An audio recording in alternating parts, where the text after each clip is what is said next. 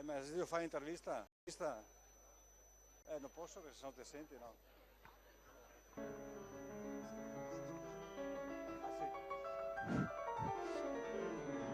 Portate pazienza un minuto, stiamo per partire.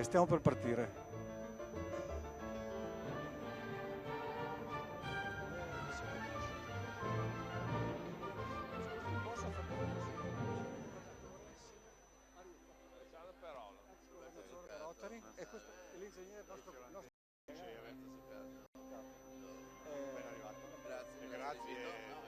Lui è il presidente della Confindustria Veneta ed è un mio compagno di collegio.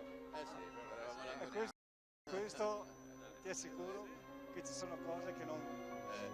sono radici che non... Anche dello stesso anno perché siamo arrivati nello stesso anno.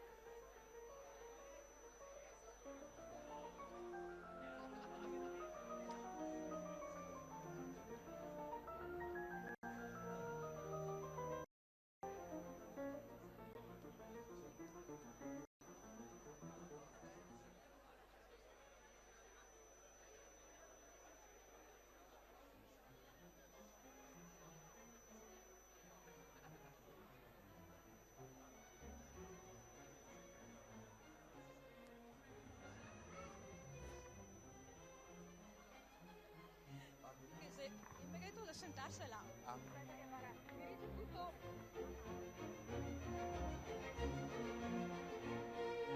Allora l'intervento lo fanno...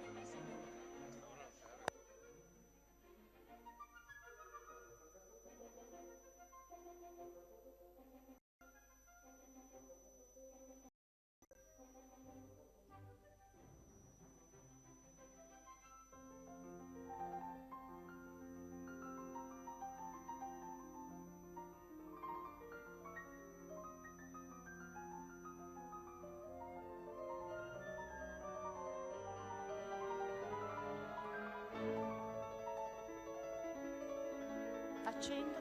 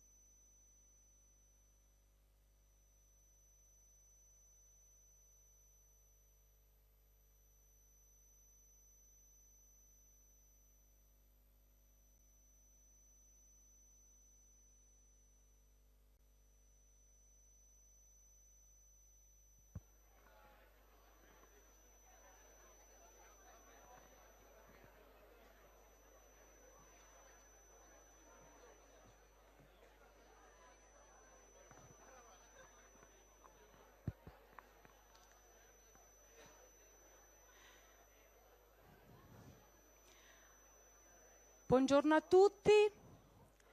Allora, siamo tutti riuniti, possiamo dare avvio alla nostra giornata di lavoro. A nome del Rotary Club di Campo San Piero, del Lions Club di Campo San Piero, un cordiale benvenuto a questa giornata, ci auguriamo molto intensa. Da parte nostra, come dire, l'invito caloroso anche a partecipare nei diversi momenti con un dibattito, per cui invitiamo voi ragazzi e voi ragazze rispetto ai vari ad avanzare proposte, riflessioni o anche domande. Voi sapete che il convegno, la giornata è suddivisa in 2 sessioni, la prima parte più di cornice teorica, poi ci sarà un coffee break intorno alle 11 e la seconda parte in cui abbiamo invitato invece il nostro territorio. Come dire, inaugurare la giornata,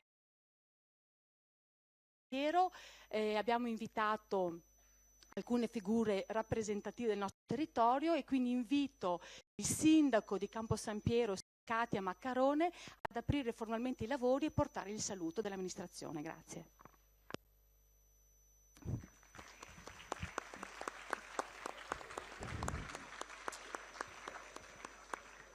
Per me è un grande piacere inaugurare questa mattinata importante e sono qui per portare il saluto dell'amministrazione di Campo San Piero e per ringraziare chi ha avuto la sensibilità e la capacità di organizzare questo evento di livello così importante per le scuole del nostro territorio. Qualche mese fa, quando il presidente del Rotary insieme al signor Pozzobon è venuto a propormelo, ho subito apprezzato l'iniziativa, abbiamo deciso di supportarla, di appoggiarla.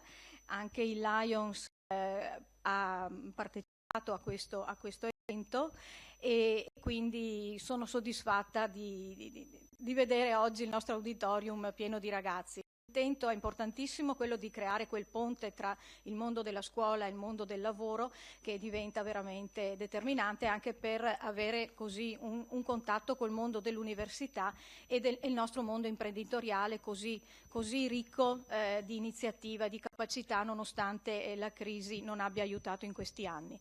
Quindi ringrazio tutti.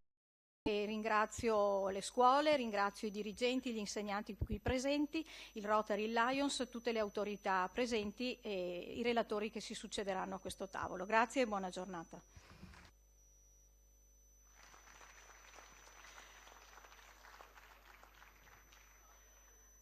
L'impresa diventa feconda e produttiva se anche il tessuto sociale, culturale e economico della regione in cui opera è reattivo e robusto, per cui chi amministra e chi sostiene le attività del territorio hanno un ruolo importante. E allora passo volentieri la parola all'onorevole Marino Zorzato, vicepresidente della Regione del Veneto e assessore alla cultura. Benvenuto.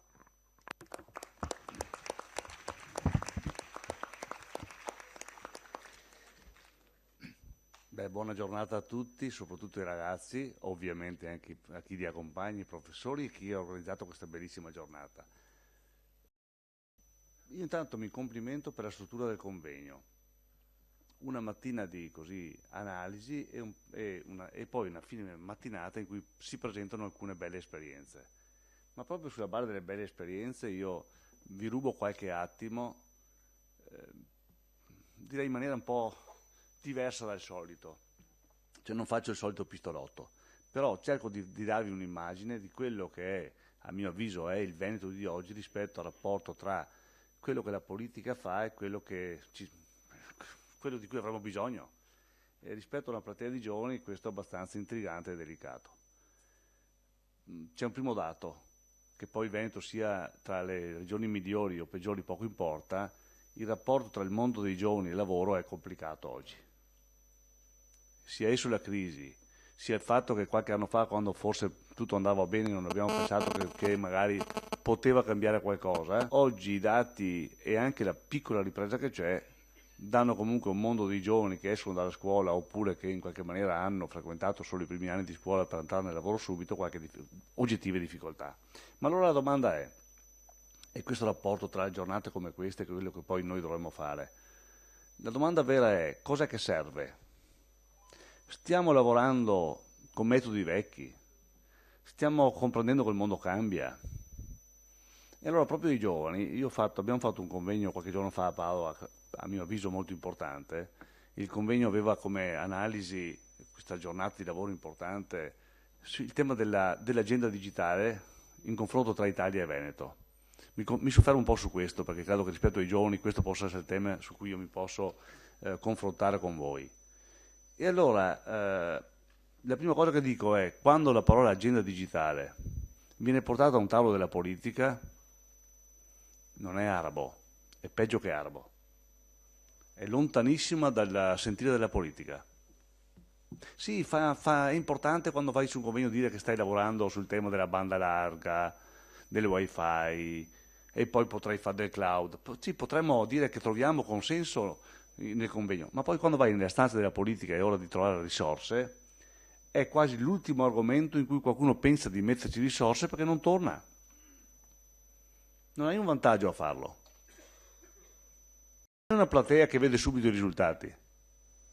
Perché questo argomento è un lavoro a tempo lungo, come camminiamo oggi, il concetto di lungo fra l'altro è relativo. E allora, in questo convegno di qualche giorno fa, dove c'erano i massimi responsabili nazionali sul tema dell'agenda digitale, abbiamo colto che, al netto che l'Italia è il paese fanalino di coda in Europa, anche in questo caso battiamo forse la Grecia su qualche standard e qualche volta siamo primi della Bulgaria o della Romania, quindi l'Italia è messa male, e il Veneto, che era messo male 4-5 anni fa, oggi si trova sopra media nazionale con alcune eccellenze. Ma non basta? Non basta, perché credo che tutti voi nel rapporto tra il mondo della scuola e il vostro futuro ragionate con la testa che guarda il mondo, e il mondo non cammina più come facevamo noi una volta per lettera o col treno o con i tempi di una volta. Allora credo che questo sia, a mio avviso, lo sforzo più importante dei prossimi, ma non anni, mesi. Il nostro Veneto, che da questo punto di vista è esempio in Italia, ha, almeno secondo me, due eccellenze che diventano poi due fattori economici importanti. Uno è la nostra impresa che innova, che fa export. L'altro è il turismo, inteso come cultura che produce turismo d'economia. Siamo la prima regione d'Italia, battiamo la Toscana di Firenze, battiamo il Lazio di Roma, come numero di turisti che vengono dal mondo e numero di presenze turistiche, gli uni quanto si fermano. Abbiamo 63 milioni di presenze turistiche, 16 milioni di turisti. Quasi il 10% del PIL veneto, della ricchezza veneta, si produce dal turismo. Altrettanto dici per l'export. Le nostre imprese, qua in particolare nel campo sampierese, fanno dell'export la loro forza. E allora la domanda è, senza creare una cultura digitale, senza investire sull'agenda digitale, senza investire sulla formazione digitale, senza investire su questo futuro, possiamo accompagnare questa azienda del turismo fatta di cultura e questa azienda di export? Io penso di no. Vi dico solo un progetto che vi potrà riguardare e con questo vi saluto e chiudo. Abbiamo fatto un bando in questi giorni come Regione Veneto, molto innovativo, che ci è stato apprezzato. Spendiamo in accordo col mondo dell'impresa, saluto col Presidente Zuccato, con Confindustria facciamo un accordo e con le università del Veneto per il quale 420 laureandi in materie informatiche andranno in impresa a fare uno stage formativo a rovescio. Cioè, non andranno loro a formarsi, c'è anche un rimborso spese, quindi lo faranno volentieri, Non andranno loro a formarsi, ma andranno a contaminare i nostri artigiani, i nostri commercianti, i nostri piccoli imprenditori che come me sono rimasti un po' indietro. Quindi ragazzi come voi fra qualche anno potranno andare per 3 mesi in impresa, se hanno voglia, a contaminare magari il loro padre, il loro zio, il loro amico e far sì che capisca che questa materia è fondamentale. L'ho tirata un po' lungo, mi scuso con voi, buona giornata e buon lavoro e soprattutto stimolateci. Grazie.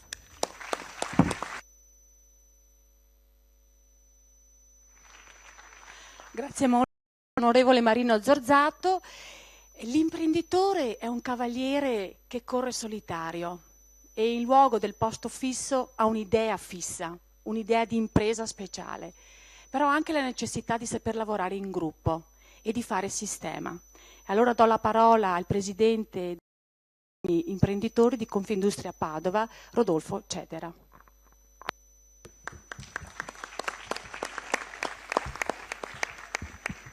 Buongiorno a tutti e congratulazioni a Rotary e all'Ion di Campo San Piero, perché una platea così gremita di giovani, io che una delle mie attività come presidente e come gruppo giovani di Confindustria cerchiamo di fare è quello di radunare giovani a eventi simili a questo e non ho mai visto una platea così piena, quindi davvero, davvero complimenti a tutti e bravi. E anche per essere qui di sabato mattina presto, quindi anche questo è uno spunto, congratulazioni. A parte che a scuola, loro sono a scuola, quindi lo fanno. Allora io in 2 minuti davvero vi rubo. E intanto volevo suggerirvi di consultare il sito di Confindustria Padova, perché qui siamo in provincia di Padova, per andare a vedere tutte le numerose iniziative che anche noi facciamo per voi, per favorire le start-up, favorire l'imprenditoria. È vero che essere un imprenditore oggi è un mestiere difficile, sei un cavaliere bianco che combatte contro tante cose, ma è il mestiere secondo me più bello del mondo. E partecipare a giornate come questa, avere la possibilità di lanciare un'idea e magari avere un'azienda come quella di oggi che aiuta poi l'idea a crescere e a diventare, a strutturarsi come un'azienda vera e propria, non è un sogno, è difficile, è molto difficile, però è una realtà che esiste. Io sono testimone davvero di diversi casi in cui questa cosa si è realizzata, davvero. È difficile, cosa si può fare? Ci vuole dedizione, passione, grande coraggio e proprio cavalcarla con forza e determinazione fino alla fine. Un esempio, un mio caro amico che ha messo su una start-up da poco è riuscito, partendo da un'attività tipo quella di oggi, è cominciata proprio dalla base, poi mano a mano tutti i corsi che trovate in Confindustria piuttosto che quelli di oggi servono per strutturare l'idea, vi aiutano a fare un business plan, vi aiutano a renderla qualcosa di concreto. Ebbene, questo è arrivato a portare la sua idea a New York partendo da un concorso di quelli locali e ha ottenuto un finanziamento di 700.000 euro. Ha fatto il primo passo davvero importante per renderla una realtà concreta.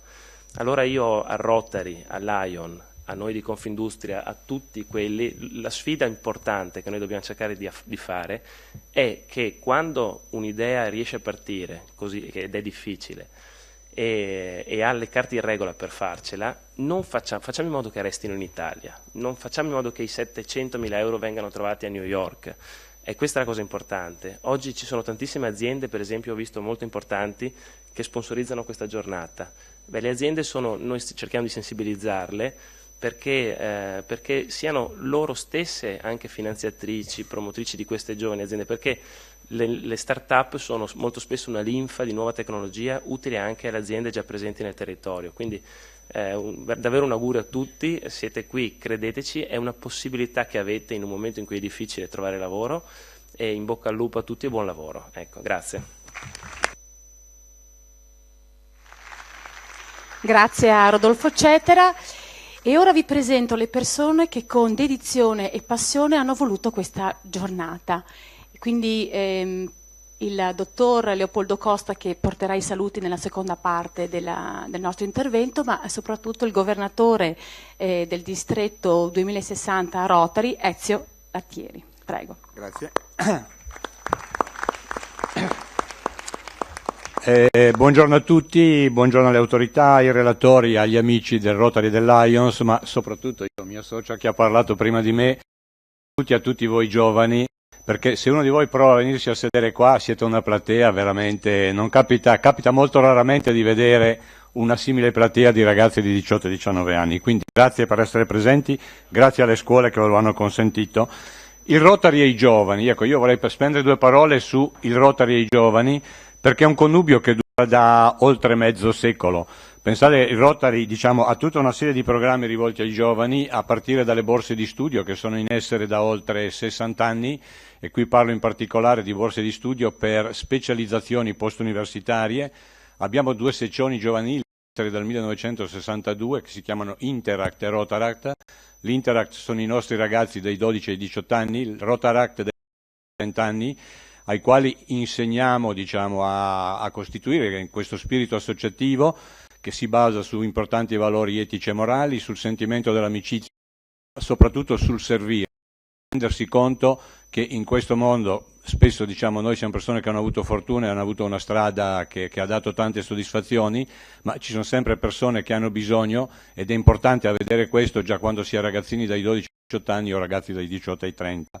Abbiamo poi dei programmi tutto il mondo, vale a dire che consentiamo a ragazzi della vostra età, quindi proprio 17-18 anni, la possibilità di fare uno scambio di scolastico a durata di 1 anno. Noi quest'anno nel distretto Triveneto abbiamo 21 ragazzi all'estero e 21 ragazzi dei precedenti paesi esteri che passano 1 anno presso famiglie italiane. Quindi vedete che questo è un connubio che esiste da sempre e che, diciamo, continuerà sicuramente nel futuro del Rotary. Quest'anno io in particolare vi devo dire, alla luce di quello che il Presidente internazionale ci ha chiesto di accendere la luce del Rotary, quindi di far qualcosa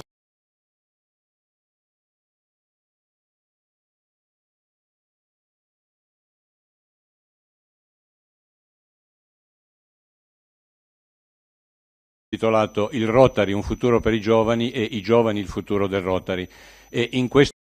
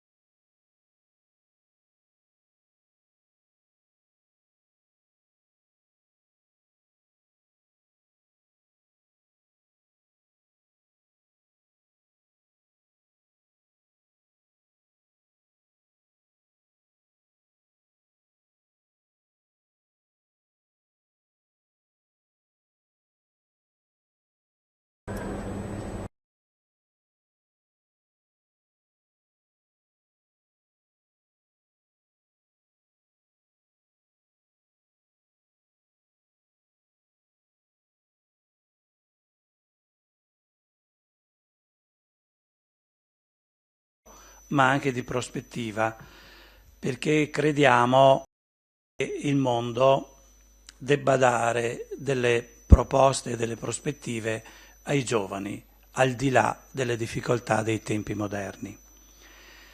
Il Lions è presente nel mondo dei giovani, soprattutto nella scuola, con alcune iniziative di cui i giovani si ricorderanno, per esempio l'educazione stradale, per esempio il progetto Martina per l'educazione sociosanitaria.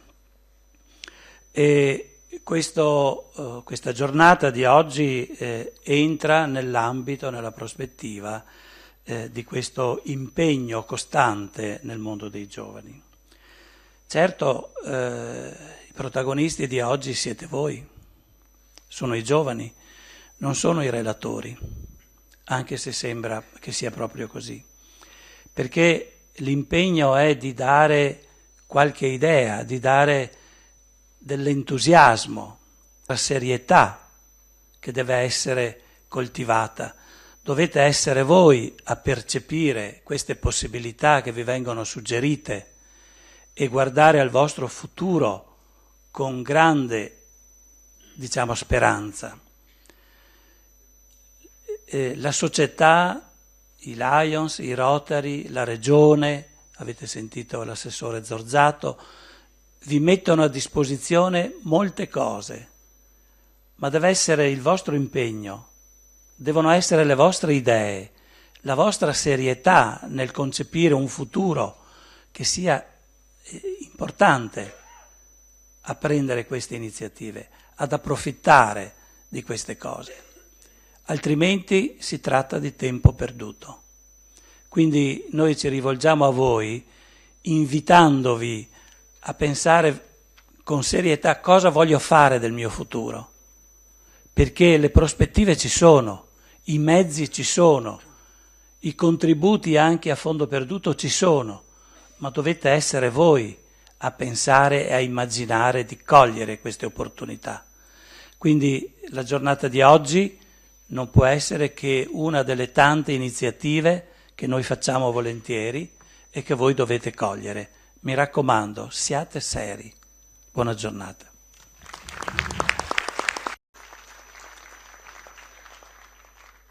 Moltissime grazie degli interventi e dei contributi. Allora io inviterei a entrare formalmente nei lavori, per cui invito i relatori, il professor Giovanni Costa, il professor Carlo Carraro, il dottor ingegner Roberto Zuccato e il dottor Emiliano Fabris ad accomodarsi. Ringrazio moltissimo l'onorevole Marino Zorzato, il governatore Ezio Lattieri, il dottor Rodolfo Cetra, il sindaco Katia Maccarone, il presidente Ruggero Marconato per i loro interventi. Grazie molte.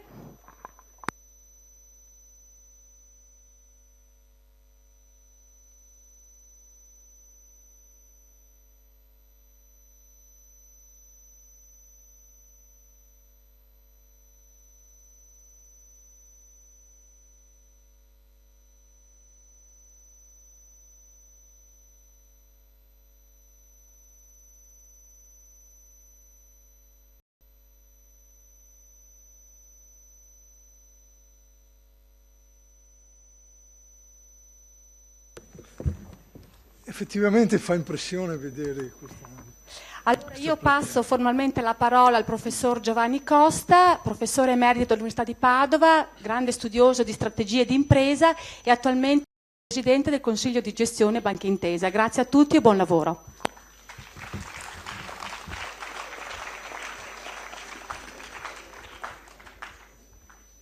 Allora, buongiorno. Cerchiamo di rendere produttiva questa vostra trasferimento dalle aule in questo bellissimo auditorium. Il mio compito è quello di introdurre una riflessione sui rapporti tra scuola, università e impresa.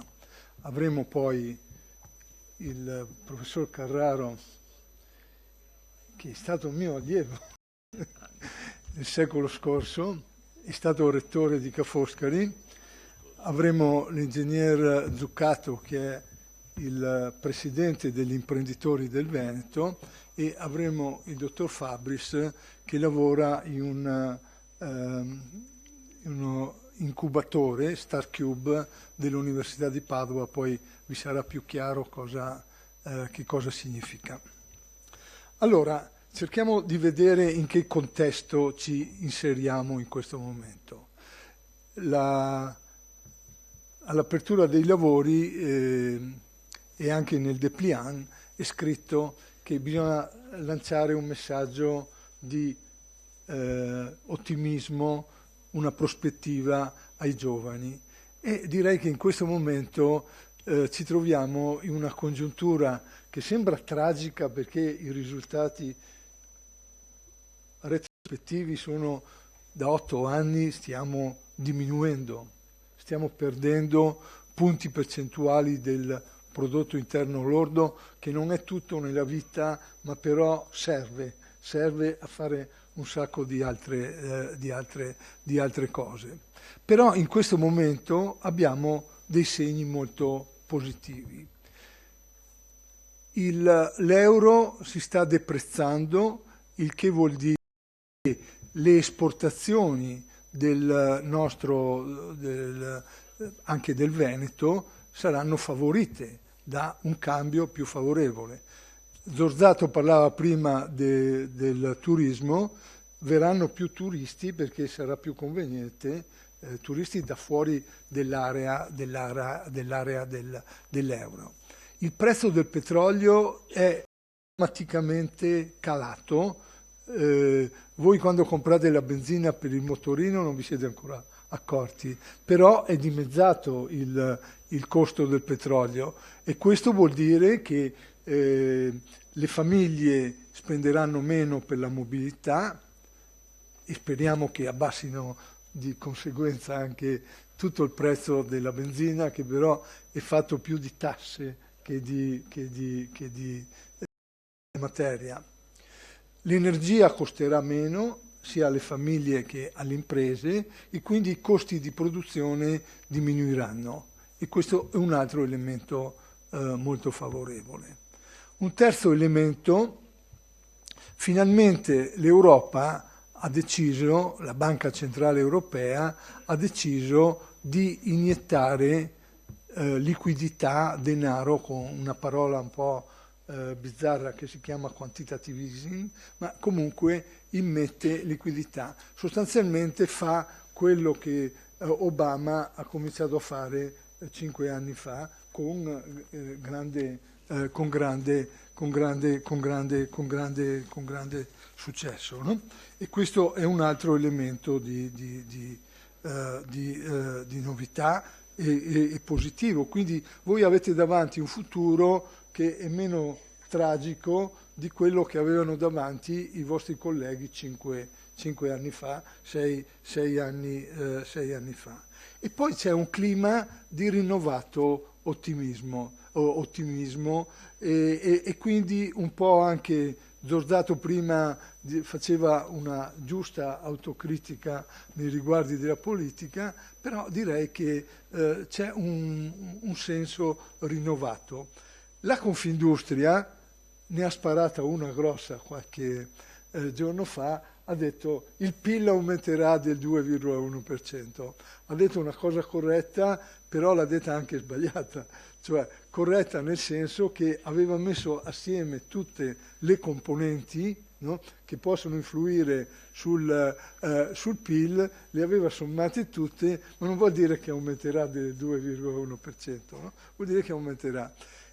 In altri tempi si sarebbe fatta una polemica con questa roba per sbugiardare questo dato.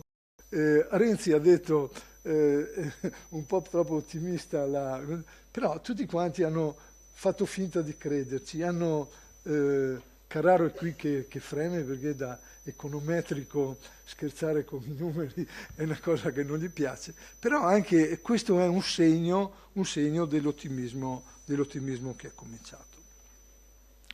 Cosa manca in questo momento? È un po' l'oggetto della nostra mattinata. Sono gli investimenti delle imprese, le quali imprese hanno fatto l'indicibile per sopravvivere, hanno fatto l'indicibile per rinnovarsi, hanno allo stremo grattato il fondo del barile per continuare le attività. Però, ciò nonostante, se noi vediamo il dato più preoccupante è un calo vertiginoso degli investimenti. E gli investimenti nelle imprese, in macchinario, in servizi, in capitale umano, in risorse umane, sono poi la premessa per tutti i cambiamenti. Perché questo calo degli investimenti? È chiaro che quando la domanda non tira, noi abbiamo avuto un drammatico calo della domanda interna da parte delle famiglie, dei consumi, e quindi gli investimenti languono. Ma non è neanche questo il dato più preoccupante. C'è un dato che riguarda non tanto la nascita di nuove imprese, che resta sempre alta nel nostro paese e nella nostra regione. Quando c'è un elevato tasso di aumento, un grande numero di nuove imprese, ricordatevi che è normale di avere anche un grande numero di imprese che chiudono. È fisiologico. Nella fase di start-up, nella fase iniziale, c'è quello che gli studiosi di population ecology chiamano la sindrome giovanile. Quindi tanti partono e poi alcuni più adatti, quelli che hanno fatto le scelte più corrette, sopravviveranno e cresceranno. E qui la crescita, il consolidamento di imprese nuove è un altro elemento che forse è più da guardare con attenzione e qualche volta con preoccupazione del calo degli investimenti. E quindi c'è un problema forte che riguarda la nascita di nuovi imprenditori, una nuova imprenditorialità e la trasformazione delle imprese che già ci sono. Il vicepresidente Zorzato ha fatto un esempio di contaminazione dell'informatica, di tutte le problematiche ICT, con anche attività di tipo tradizionale. E qui c'è moltissimo da fare. Cos'è, poi magari avremo occasione quando parleremo dell'incubatore dell'università o anche delle attività di Ca' Foscari o le iniziative di Confindustria, cos'è che può facilitare la nascita di nuove imprese? Ecco, la contaminazione con attività pratiche, attività di impresa, quello che voi sia anche nel vostro percorso con i vostri professori, porvi sempre le problematiche di cosa serve, dove si può innovare, e non solo se fate studi tecnici, di studi operativi. Un campo di innovazione e di ricchezza incredibile è quello della cultura, anche la cultura umanistica. Noi l'Italia è piena di un patrimonio artistico, culturale, che è valorizzato solo in parte. Anche quello è un campo dove si possono fare attività imprenditoriali, senza poi svilire il ruolo della cultura, anzi valorizzandolo, dandogli un significato. In questo campo le attività di sostegno, il Presidente del distretto del Rotary ha ricordato iniziative volte ad avvicinare i giovani, ad aiutare anche i giovani finanziariamente per o andare all'estero o comunque avvicinarsi al mondo delle imprese. E da questo punto di vista io devo dire che in questo momento iniziative di questo tipo ce ne sono moltissime. Lo dico con un pizzico di polemica, in molti campi ci sono più soldi che idee, no? Cioè la risorsa scarsa è di avere delle idee imprenditoriali, e qui è importante che noi cominciamo presto con questo, a mettere il germe della imprenditorialità, senza tanti voli. Poi qui i ragazzini, voi che giocate con i prodotti della Apple, della cosa, tutti sognano di fare una killer application e di diventare Zuckerberg o cose di questo genere. E, va bene, può succedere anche quello, ma la cosa importante è riuscire a contaminare anche i prodotti tradizionali, della fabbrichetta che è vicino a casa vostra, che fa le scarpe, che fa le maglie, che fa le macchinette utensili. Lì c'è un grande campo di innovazione, e il Veneto, che è forte nell'attività manifatturiera, è una delle principali regioni manifatturiere non solo d'Italia, ma di tutto il centro Europa. Il Veneto ha una potenzialità in termini di sviluppo di queste attività che è grandissima. Però, e concludo per il momento, no? C'è un ragionamento da fare proprio per questo realismo alle cose che sono alla portata della nostra regione, dei nostri imprenditori, della nostra capacità di investimento, che è quello di porsi delle domande semplici, perché le grandi innovazioni si fanno con domande semplici, combinando poi, andando a cercare le cose che danno una risposta a questa domanda. Se voi prendete Steve Jobs, lui non ha inventato nulla, non ha scoperto nulla. Il primo Apple, oppure per dire l'iPad, è un assemblaggio di cose che erano tutte già state inventate. E quindi lui non ha, da questo punto di vista, scoperto. Qual è stata la sua innovazione?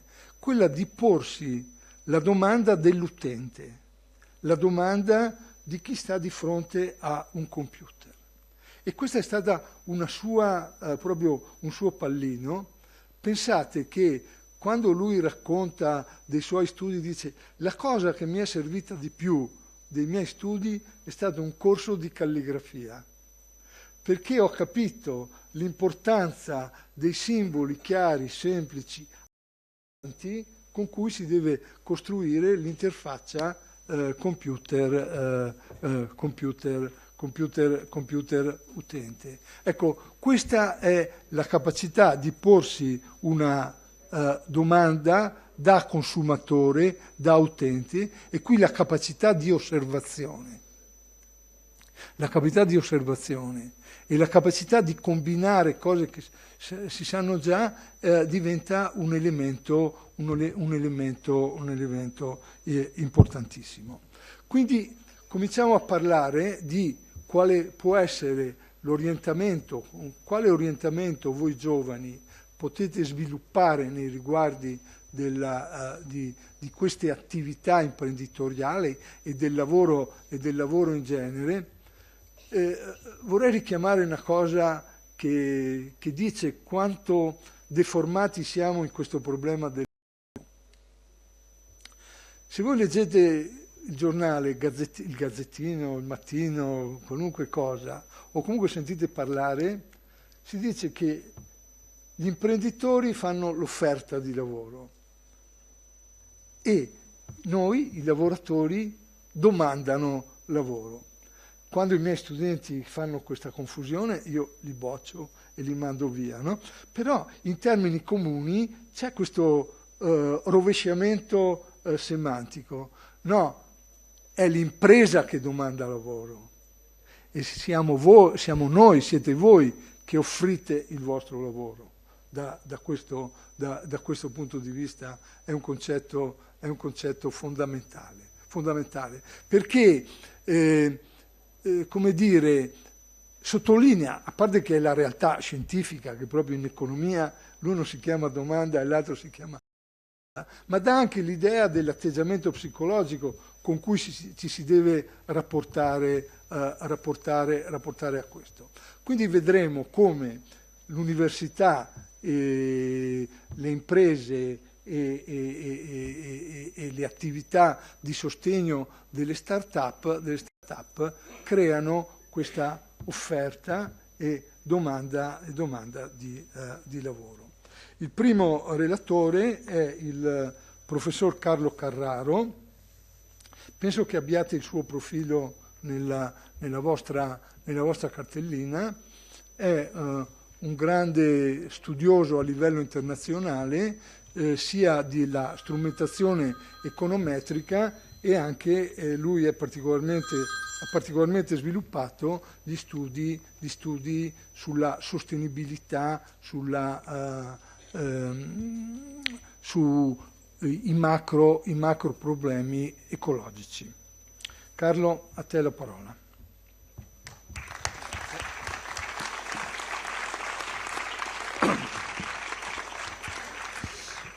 Bene, buongiorno a tutti, buona mattinata, spero di darvi qualche informazione utile, soprattutto nelle scelte che tra poco dovrete fare, perché state completando il ciclo secondario superiore, dovete tra poco decidere se iscrivervi o meno all'università e quale facoltà fare. E forse oggi possiamo partire proprio da questo vostro imminente problema. Ringrazio innanzitutto chi ha organizzato questo evento, i due club, il Lion Club e il Rotary Club, i due presidenti Marconato e Costa, chi ha lavorato davvero, Evelino Pozzbone e Mani Campagnaro, per organizzare questa mattinata. Penso soprattutto che sarà utile non tanto quello che facciamo oggi, ma quello che seguirà, cioè tutte le iniziative, dalle visite in azienda agli investimenti in termini di finanziamenti, si parlava prima di microcredito, a piccole iniziative di impresa che voi potreste sviluppare, le borse di studio, sono tante cose di cui potreste approfittare, magari oggi le venite a conoscere e nei prossimi mesi ne approfitterete. Di cosa voglio parlarvi? Appunto del rapporto che c'è tra la vostra formazione e le vostre chance di successo. Partendo da una constatazione, le cose come ve le raccontano nella stampa e nei giornali, televisioni, quant'altro, sono davvero distorte. Innanzitutto noi viviamo una regione diversa dal resto d'Italia, una regione fortunata. Vi ricordate i numeri sulla disoccupazione giovanile? Cosa vi dicono i giornali? Quanti sono i giovani disoccupati in Italia? Avete in mente questo numero? Quanto? Falso. Proprio, cioè, se c'è una balla colossale che vi viene continuamente raccontata, che il 43% dei ragazzi siano disoccupati. E innanzitutto per il Veneto questa percentuale è molto inferiore, è il 43% a livello nazionale, in Veneto è solo il 23%. Ma poi di cosa?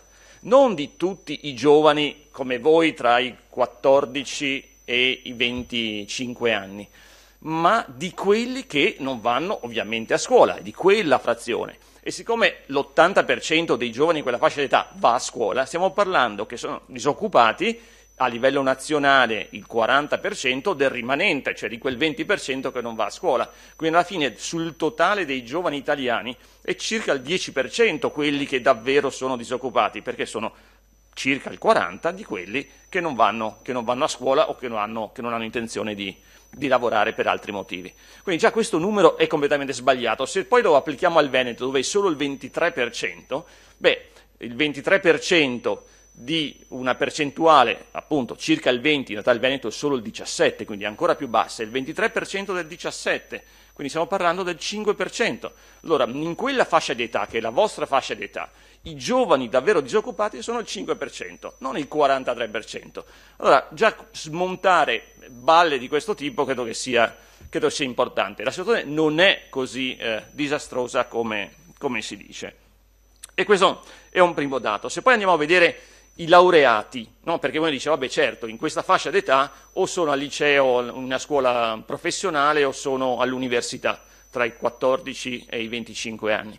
Allora andiamo a vedere dopo, com'è la dopo la laurea.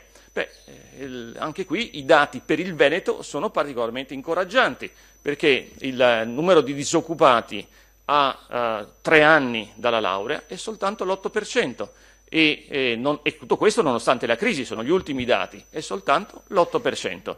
Quindi una percentuale molto bassa, quasi fisiologica, perché ovviamente ci sono anche quelli che cambiano lavoro, che si passano da un lavoro all'altro, quindi non è necessariamente un numero di persone che proprio non trova, semplicemente c'è una fase di transizione in molti casi. Quindi siamo a livelli sicuramente molto, molto bassi. E bassi in realtà è la situazione complessiva della disoccupazione nel Veneto. Sto parlando del Veneto, di una regione fortunata in cui c'è un sacco di imprese che lavorano e che offrono opportunità di lavoro.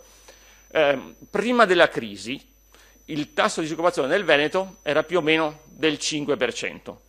A dicembre, post-crisi, è del 6,5%. Cioè, ma di cosa stiamo parlando? Cioè del 12 italiano, del disastro, dei giovani non trovano lavoro? Non è vero. Non è assolutamente vero. Questo bisogna dirlo e ripeterlo, perché altrimenti si crea questa sindrome di frustrazione, insoddisfazione, di pessimismo diffuso, che è bene sgombrare. Non è così. Non soltanto, devo dire, per il Veneto, ci sono anche altre regioni italiane in una situazione positiva, ma se noi parliamo di questa regione, mettiamoci in testa che ci sono delle opportunità importanti e queste opportunità importanti vanno sfruttate. Il problema è come, perché il mondo e se non ci adattiamo a questo cambiamento rapido rischiamo sì di rimanere indietro e allora di trovarsi fra qualche anno in un mare di guai. Abbiamo superato una fase ciclica, una fase di crisi che ha colpito sicuramente le imprese nazionali, un po' meno per fortuna quelle venete. Adesso che ne stiamo uscendo non dobbiamo farci trovare impreparati rispetto a quelle che sono le grandi sfide, e le grandi sfide passano per un diverso tipo di formazione. Quello che in fondo ci dicono i dati che ho detto prima è che c'è una parte di ragazzi che non va a scuola, per esempio, non va all'università, e quei ragazzi fanno fatica a trovare lavoro. Ma sono quelli che sono meno formati che fanno fatica a trovare lavoro, non quelli più formati.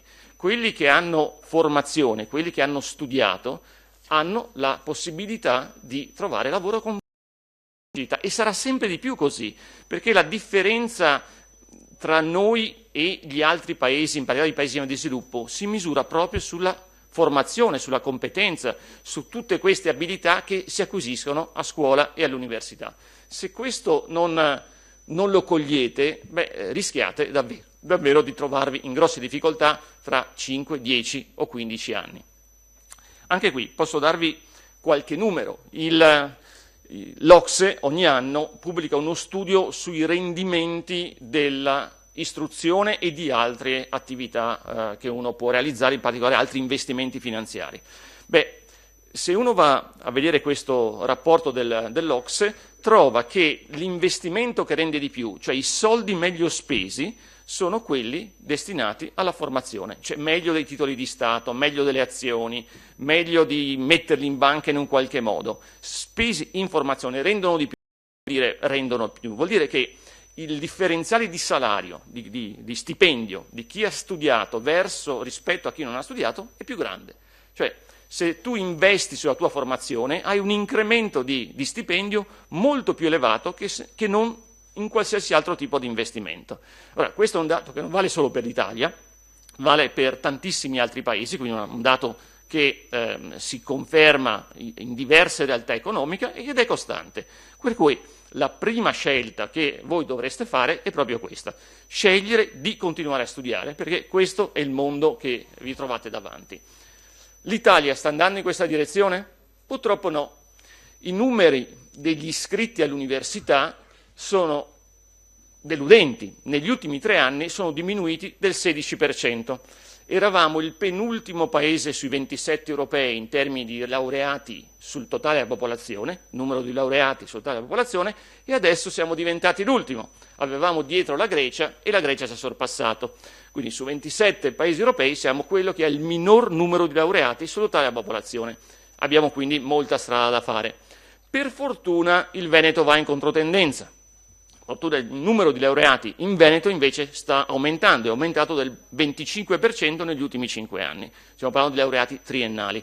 E questo, dal nostro punto di vista, dal punto di vista di questa regione, è veramente confortante. In questa regione si è capito che senza migliorare la qualità delle persone, la formazione, il talento delle persone, o sfruttando meglio il talento delle persone attraverso una formazione, non si va avanti. Quindi, da questo punto di vista, il Veneto va in controtendenza e anche le università venete vanno in controtendenza, perché Verona e Padova hanno aumentato di poco il numero di iscritti, mentre Ca' Foscari ha aumentato di bene il 20% nell'ultimo triennio il numero di iscritti, quando a livello nazionale appunto c'è una forte diminuzione del numero di iscritti.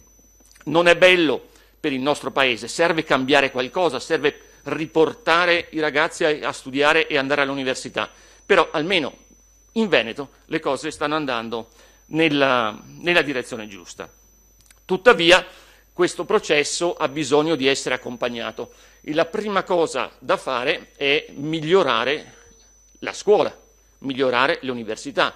Cioè con questa scuola e con queste università non stiamo dando un buon servizio soprattutto a voi giovani che ne avete bisogno. La qualità, il tipo di corsi che vengono offerti, parliamo delle università, nelle università italiane è scadente e ovviamente questo richiede un forte rinnovamento. Un forte rinnovamento che deve partire dall'interno, cioè sono le università che dovrebbero cambiare, i professori universitari che sono l'emblema della conservazione, mentre dovrebbero essere il simbolo, l'essenza dell'innovazione, dovrebbero essere loro a cambiare, a rinnovarsi in continuazione. Non lo fanno, forse perché c'è una cultura della conservazione degli atenei che è difficile da schiodare, però qualche passo avanti in questa direzione si sta facendo. E cosa dovremmo tentare di fare? Per esempio dovremmo tentare di dare a voi, che tra poco vi iscriverete all'università, dei corsi che rispondano alle esigenze dei mercati e del mercato del lavoro in particolare di oggi. Si parlava prima di contaminazione del digitale, il fatto che il digitale oggi serve non soltanto per chi fa informatica, ma serve in tutte le professioni. Dovremmo allora costruire dei corsi di laurea in cui chi studia arte e letteratura, piuttosto che chi studia economia, piuttosto che chi studia ingegneria, ha delle competenze digitali, cioè sa come sfruttare il digitale in modo adeguato. Quindi l'interdisciplinarietà o la trasversalità delle competenze, cito quella digitale ma potrei citare delle altre, ad esempio che senso ha studiare le lingue straniere, che pure sono importanti perché noi abbiamo un sacco di imprese che si internazionalizzano, hanno bisogno di andare all'estero a lavorare. Che senso ha studiare la sola lingua senza avere anche le competenze manageriali, culturali, senza conoscere le istituzioni dei paesi in cui si va a lavorare? Vi cito un esempio: a Ca' Foscari insegniamo soprattutto le lingue orientali, siamo l'università più importante d'Italia per quanto riguarda le conoscenze nelle lingue orientali, il cinese, il giapponese, il coreano, il vietnamita. Avevamo 5 anni fa circa 200 studenti di cinese. Abbiamo cambiato completamente il tipo di formazione, invece di insegnare soltanto la lingua cinese, con un anno tra l'altro passato in Cina, questo si fa, agli studenti si insegna anche che cos'è un'azienda, come si gestisce un'azienda, come si organizzano i rapporti commerciali con le imprese cinesi, come funziona il mercato cinese, quali sono le istituzioni, le regole, la mentalità delle imprese cinesi. Tutto questo ha cambiato il modo di insegnare, ma ha cambiato anche la percezione degli studenti. Da 200 sono diventati 1000 in 5 anni. Quindi la domanda, quindi il vostro interesse nei confronti di un percorso interdisciplinare di questo tipo è cresciuto moltissimo. Perché? Ma perché avete capito che è utile. Cioè andare a studiare, se non serve o serve a poco sinceramente, ma se avete capito che quel tipo di formazione vi serve, e ovviamente il mercato cinese oggi è il mercato più importante, ma cito la Cina, siamo arrivati a 400 studenti di coreano, ne abbiamo 200 di vietnamita, cioè ci sono tutte queste competenze linguistiche che, se affiancate a quelle manageriali e a quelle, chiamiamolo, istituzionali, perché io devo sapere come funziona un mercato come quello cinese, che è complicato, e addirittura culturali. Una famosa azienda, per esempio, di cucine italiane si è presentata sul mercato cinese con dei grandi vestimenti, con la cucina come la conoscete voi, no? Con i 4 o 5 fornelli in cui ci sono le pentole. Beh, in Cina non le hanno così le cucine, non sono così, hanno un unico grande fuoco centrale in cui si mette un grande pentolone in cui loro tendono a cucinare un cibo che è completamente diverso dal nostro. Allora, se tu non vai conoscendo qual è la tradizione e la cultura e offri il prodotto che si innesta con questa tradizione e cultura, ovviamente non vai da nessuna parte. Quindi anche questa è una componente importante dello studio. Quindi competenze trasversali, interdisciplinari. Poi però c'è un'altra cosa che le università non sanno fare, il insegnare non soltanto le competenze specifiche per un mestiere, cioè qui stavamo parlando di manager che vogliono lavorare in Oriente, ne potremmo parlare di tanti altri mestieri, ne cito un altro, parlavamo di turismo e cultura. Certo che è importante conoscere e sfruttare il turismo, la cultura, i beni culturali che abbiamo in Italia, ma di nuovo non posso fare soltanto lo storico dell'arte e sapere tutto delle ville venete da un punto di vista artistico, se no le competenze manageriali e digitali per lanciare una start-up che accompagna i turisti cinesi a visitare le ville venete italiane non vado da nessuna parte. E cito un esempio, tra l'altro, che è un segmento di business che non è ancora sfruttato, perché è un'idea che qualcuno di voi potrebbe un giorno, 2 anni, 3 anni, 4 anni, davvero realizzare. Cioè percorsi di visita alle ville venete palladiane per turisti cinesi. Beh, tutto questo richiede delle competenze che appunto non sono soltanto quelle dello storico dell'arte, ma sono anche quelle manageriali, digitali e quant'altro. Però c'è un altro tipo di competenze importanti che non viene insegnato, quelle che vengono chiamate soft skills, no? Competenze soffici. Che cosa sono le competenze soffici? Non sono la competenza mirata, devo sapere se sono un ingegnere edile come si costruisce una casa, ma devo anche avere delle competenze legate alla mia capacità di interagire con gli altri e quindi se voglio dirigere un team, delle capacità di leadership, la sicurezza, il ruolo che posso svolgere quando mi trovo a interagire con gli altri, quindi la capacità di comunicare con gli altri. Sono cose che magari qualcuno ha innate, il talento di essere sociale, di interagire, oppure di essere il leader di piccoli o grandi gruppi, sono cose che magari qualcuno è innato, ma sono anche cose che si imparano.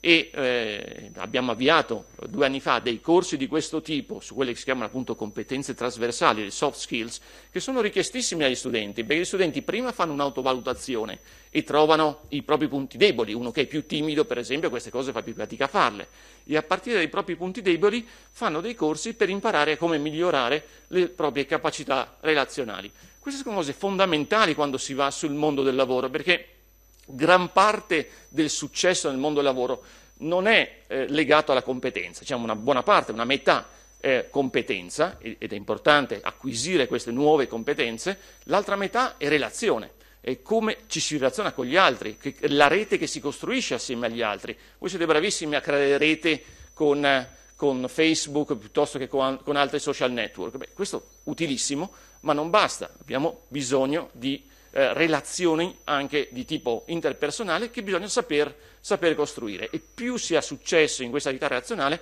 più il vostro reddito aumenterà, il successo della vostra attività economica aumenterà. Poi c'è un'altra cosa che dovrebbero fare le imprese, le università o comunque le scuole: aumentare il rapporto con le imprese. Anche questa è una cosa che si inizia a fare e che potremmo però fare molto meglio. Magari il Presidente Zuccato poi ci parlerà di più di questi aspetti, però il successo di un'università non si misura dal numero di pubblicazioni di prestigio che i propri professori pubblicano sulle riviste scientifiche, non si misura dalla platea di politici più o meno rilevanti che ogni tanto passano per l'università a dire riverisco al proprio rettore. Il successo di una università si misura dalla capacità di dare lavoro ai propri studenti. quello che gli inglesi chiamano placement, cioè capacità di dire, ragazzi, avete finito questa università, il fatto di aver finito quella università vi dà un lavoro. Beh, questo dovrebbe essere il successo e da questo indicatore si misura se l'università è buona o l'università è scadente. E credo che appunto la fortuna che abbiamo nel Veneto è di avere università che da questo punto di vista ottengono ottimi risultati, ma potrebbero fare molto di più, perché questo legame tra quello che noi diamo come formazione e l'inserimento nel mondo delle imprese è ancora insoddisfacente. E come si può fare? Beh, un caso vi verrà raccontato dopo. L'incubatore d'impresa dell'Università di Padova, ad esempio, è un caso interessante di come l'università riesce ad inserire nel mondo del lavoro i propri studenti. Ce ne sono degli altri. Un altro caso è il concorso di idee che ogni anno viene lanciato nel Veneto, si chiama Start Cup, ed è un concorso di idee innovative che viene proposto agli studenti di tutte le università del Veneto, e i vincitori di questo concorso vengono accompagnati in vari modi, anche finanziari, ma non soltanto, perché poi avere successo nel mondo dell'impresa non dipende soltanto da quanti soldi ho a disposizione, dipende innanzitutto dal talento che uno ha, dalle capacità, dalle idee che uno ha, ma poi anche da come viene guidato, perché chi ha più esperienza riesce ad aiutare i più giovani ad inserirsi meglio in questo processo. E allora che cosa fanno le università?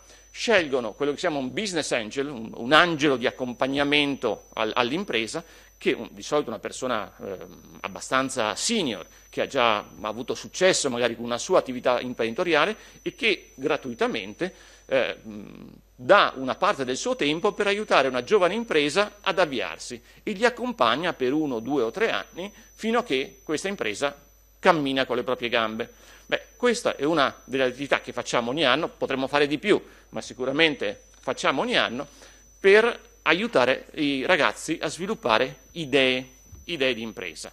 E ci sono delle buone idee.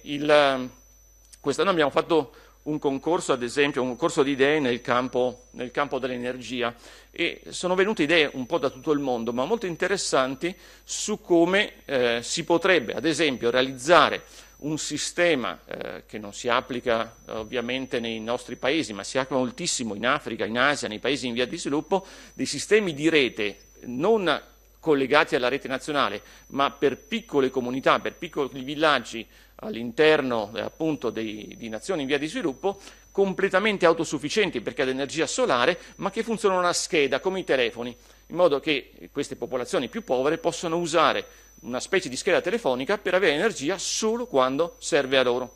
Oppure un'altra idea che sta funzionando molto bene in Asia, in Bangladesh, è quella di una serie di barche dentro la quale sono state montate delle scuole, anche queste barche ad energia solare, e che nei 4 mesi dei monsoni girano per i villaggi per raccogliere gli studenti, perché ovviamente le strade sono allagate e non possono andare, fanno la lezione nelle scuole e poi li riportano indietro.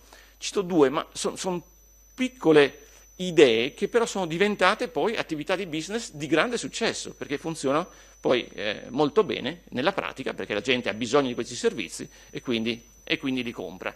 Oppure stavo a New York in autunno e ho osservato una cosa simile all'interno della locale università della Columbia, nella quale un concorso di idee simili ha evidenziato come ci sia un'enorme domanda di servizi per gli emigrati che mandano indietro i soldi nei paesi d'origine.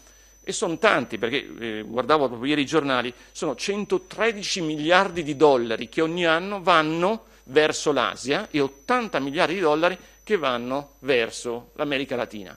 Beh, inventarsi dei servizi ovviamente che aggirano la tagliola che le banche impongono spesso a questi immigrati, dei servizi per questo tipo di popolazione, è stata un'idea che hanno avuto alcuni ragazzi e che ha avuto poi una serie di finanziamenti successivi e ha avuto un grande successo.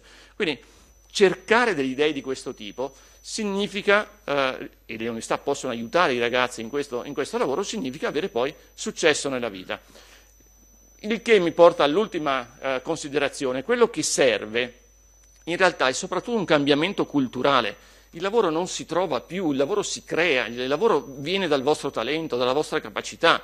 E questa è la strada maestra. Certo che poi qualcuno magari preferirà un percorso più facile, dice vado in un'azienda, mi danno un lavoro, faccio quello che mi dicono, ma tentare in primis di sviluppare una propria idea, di cercare qualcosa di nuovo, perché oggi questo qualcosa di nuovo è la via maestra con cui avere successo, con cui avere risorse, con cui tra l'altro realizzare magari i sogni della propria vita, questo credo che sia qualcosa che tutti voi dovreste tentare di fare. Da questo punto di vista le università si stanno aggiornando per darvi una mano, per migliorare il servizio che vi danno, possono fare molto di più come ho detto prima, però il percorso è iniziato, poi sentiremo degli esempi.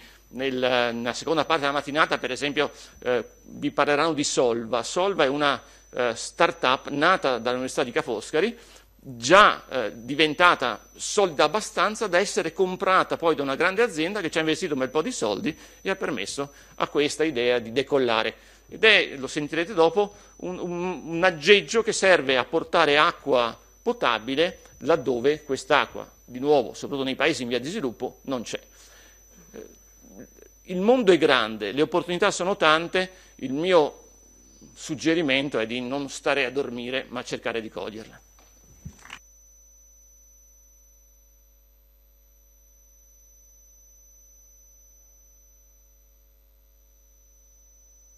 Grazie a Carlo Carraro, mi sembra che sia tutto chiarissimo il suo messaggio. Vorrei soltanto suggerire una cosa: anche chi non vuol fare l'imprenditore e pensa a un lavoro deve ragionare in termini imprenditoriali, perché i lavori hanno una tale velocità di cambiamento che solo avendo una prospettiva di continuo anche investimento su se stessi. Vi do solo un numero su cui riflettere. La radio, che è stata una delle grandi innovazioni del secolo scorso, ha impiegato 38 anni a raggiungere 50 milioni di utenti. L'iPad ha impiegato 18 mesi. Cioè, questo vi dà l'idea della velocità e di quanto importante sia avere un atteggiamento ugualmente imprenditoriale anche chi pensa di non mettere su un'azienda ma di lavorare. Vorrei introdurre in innovazione una domanda bruciante, brevissima, e una risposta altrettanto bruciante e brevissima al professor Carraro.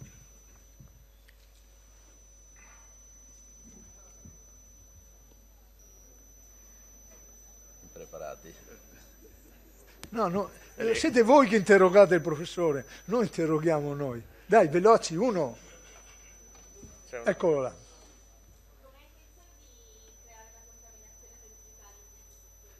Tu sei fuori corso, non vale. I modi, almeno per la parte formazione, sono quelli di insegnare a sviluppare l'utilizzo delle competenze digitali, quindi lo strumento informatico in tutte le professioni. Anche qui si ragiona meglio per esempi. Le aziende quando reclutano una persona, questo è un problema che vi può toccare, hanno bisogno di insegnare questo mestiere, per esempio di far conoscere l'azienda o di motivare le persone a lavorare in questa azienda. Oggi lo fanno attraverso dei giochi digitali, in cui, cito un esempio, c'è un ragazzo che lavora in quell'azienda in grande difficoltà.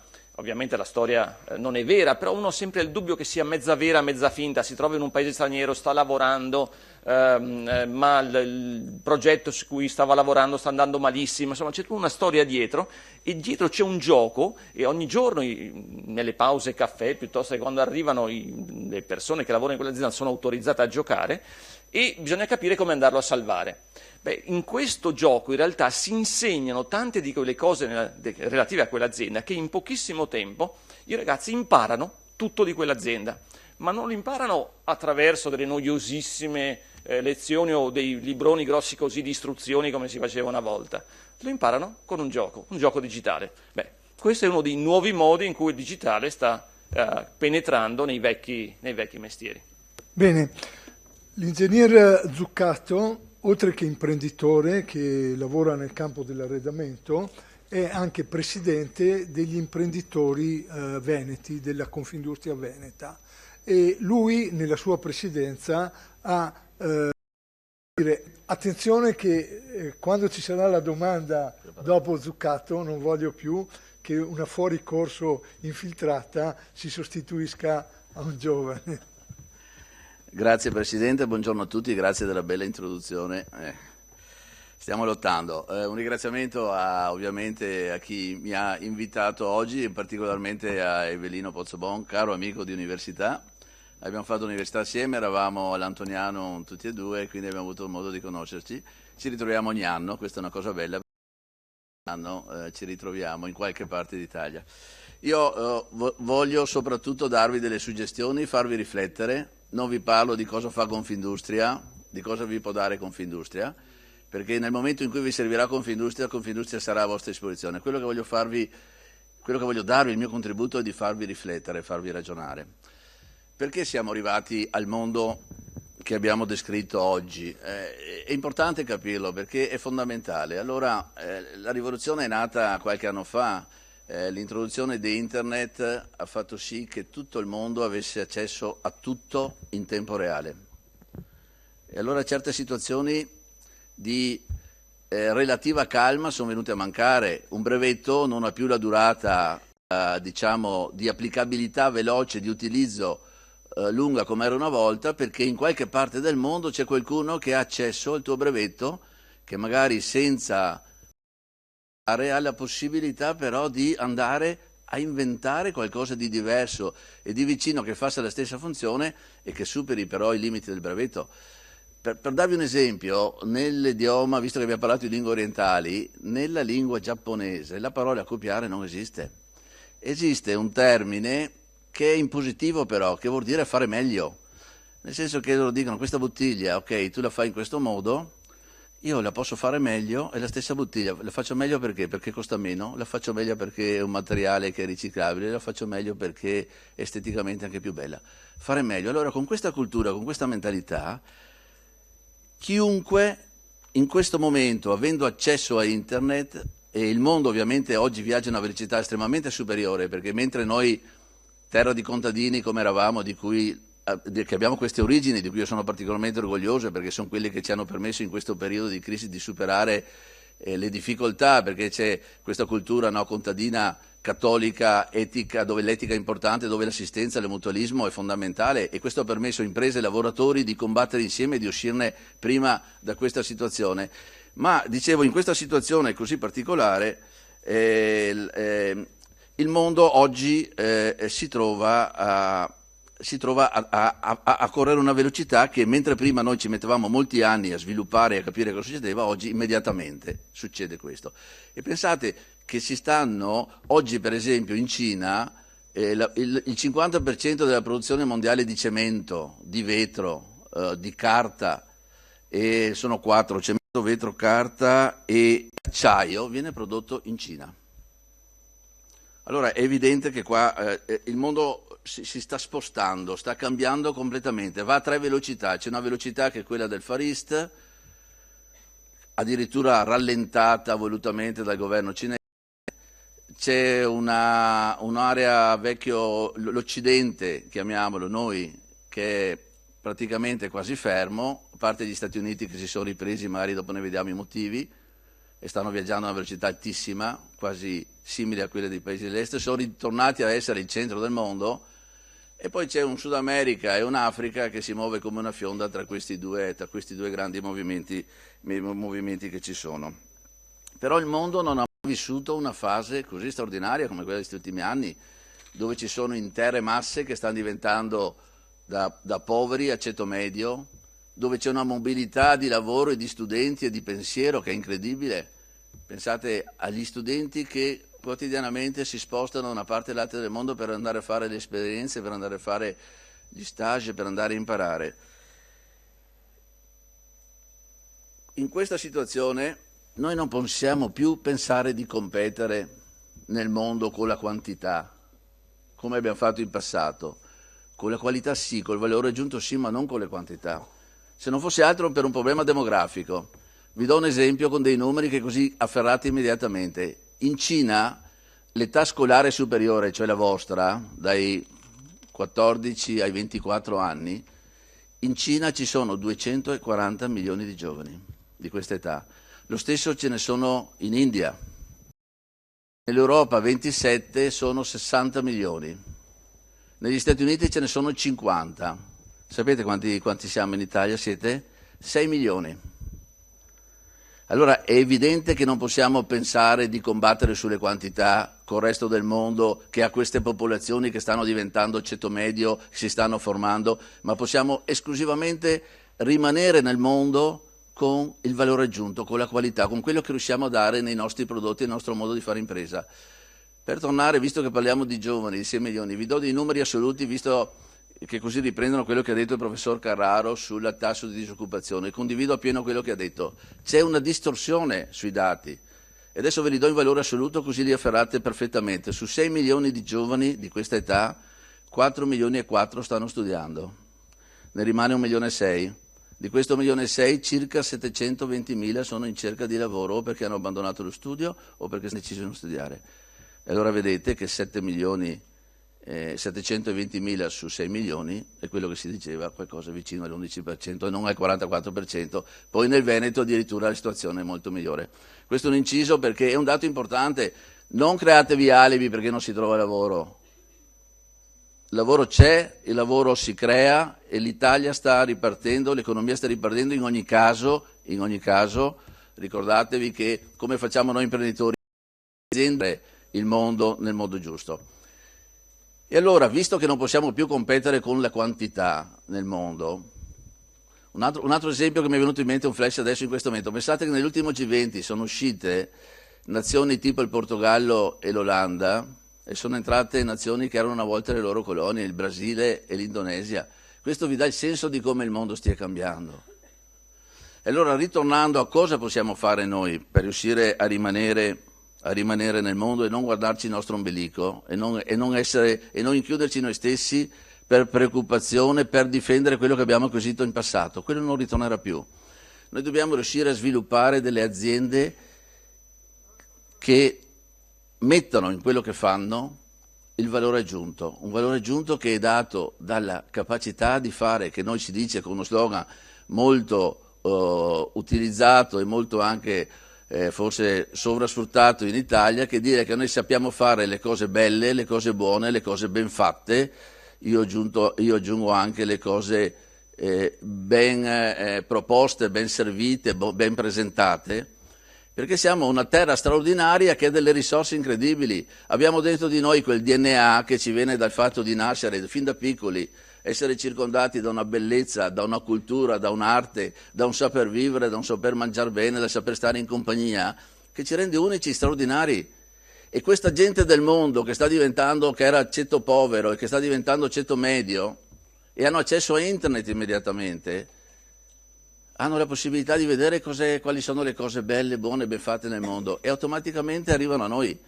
E automaticamente uno studio fatto sui cinesi, il primo posto dove vorrebbero andare fuori dalla Cina è l'Italia, perché per loro l'Italia è diventato un modello di vita. I prodotti italiani sono uno stile, sono un qualcosa che ti rende la vita più bella. Per esempio, questo concetto è un concetto importante, perché riprendendo il discorso fatto prima anche su Apple, Simon Sinek, che è un antropologo americano giovane esperto di marketing, dice che un cliente sceglie il tuo prodotto anziché quello di un altro, il tuo concorrente, per la visione che tu gli dai quel prodotto che gli proponi. È quello che ha fatto Apple. Apple non ha in particolare. Ha fatto sì che mettendo assieme quello che c'era sul mercato, sulla disponibilità di componentistica, no? Che adesso chiamano Internet of Things, tu riesci a creare un prodotto che mi crea una visione del mio modo di comunicare, del mio modo di essere, del mio modo di vivere, del mio modo di interpretare la vita quotidiana, e quando uno entra in questo mondo difficilmente ne esce. E quindi noi abbiamo questa grande opportunità e dobbiamo trasferirla nei prodotti che facciamo. Ma per fare questo di cosa c'è bisogno? E qua arrivo al punto. C'è bisogno della preparazione, della formazione. Sempre più le nostre aziende saranno imperniate sul capitale umano, sempre più sarà fondamentale la qualità delle persone che lavorano nelle aziende. Ci saranno sempre meno magazzinieri, ci saranno sempre meno mulettisti, ci saranno sempre più periti, ingegneri, architetti, dottori nel commercio internazionale. Noi abbiamo bisogno sempre più di fare cose che hanno valore aggiunto, cose stupende, cose che richiamino, che abbiano un appeal, e dobbiamo essere in grado anche però di portarle nei mercati e intercettare questa domanda. E lì c'è bisogno di essere preparati, come diceva anche il professor Carraro, perché io non posso andare in Cina e non conoscere certi temi che sono quelli che magari mi impediscono di fare il contratto, scrivere con una penna rossa o cose di questo tipo. E quindi devo essere formato. Allora capite che la formazione non è solo tecnica scientifica, è a 360 gradi, ma è formazione. È formazione. Voi dovete pensare che il futuro dell'Italia, e questo ormai non si torna più indietro. Io continuo, il professore ha ricordato come io stia spingendo sul nuovo manifatturiero, ma il nuovo manifatturiero è questo, non è che io sto dicendo signori chi fa il legno adesso si mette a fare ferro o viceversa, sto dicendo che chi piegava il ferro e faceva magari il terzista per qualche azienda tedesca non lo potrà più fare nel futuro, perché i tedeschi se lo faranno fare dai polacchi, se lo faranno fare dai cechi e magari se lo faranno fare poi ancora più lontano perché costerà meno da qualche altra parte. Noi riusciremo a essere competitivi se gli diamo quel valore in più, no? E quindi nuovo manifatturiero, trasferisco nei miei prodotti, nel mio modo di fare impresa, questo DNA che ho dentro, che ce l'ho perché sono un italiano e quindi riesco a fare delle cose straordinarie che altri non riescono a fare. Parlavo con una ditta cinese importante che ha fatto un'acquisizione nel settore qui vicino nostro, il settore delle scarpe, e che sono venuti per produrre qui. E gli ho chiesto, ma le capacità enormi che avete con lo spostamento anche di pensiero che c'è, perché siete venuti a questa Italia? Ho detto, noi abbiamo una formazione che comincia a 3 anni e li facciamo veramente studiare in una maniera pazzesca. Abbiamo capitali enormi di investimento.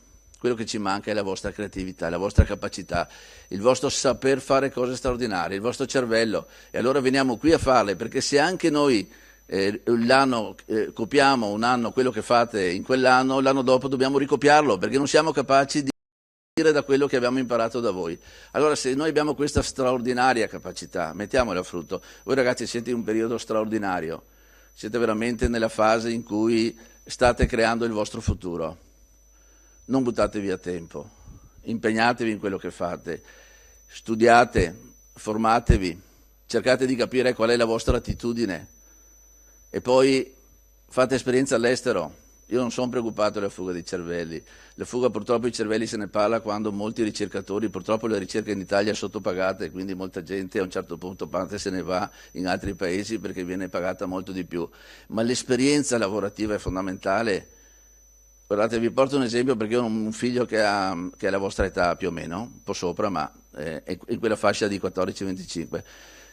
A febbraio si è laureato alla triennale al Politecnico di Torino in informatica ed è riuscito a lavorare per 4 mesi in Silicon Valley, è andato in un'azienda della Silicon Valley e lì lui, pensate, viveva in un appartamento, in una casa dove c'era un pakistano, un filippino, un ungherese e un brasiliano, uno lavorava a Facebook, uno lavorava a Google, uno lavorava alla NASA.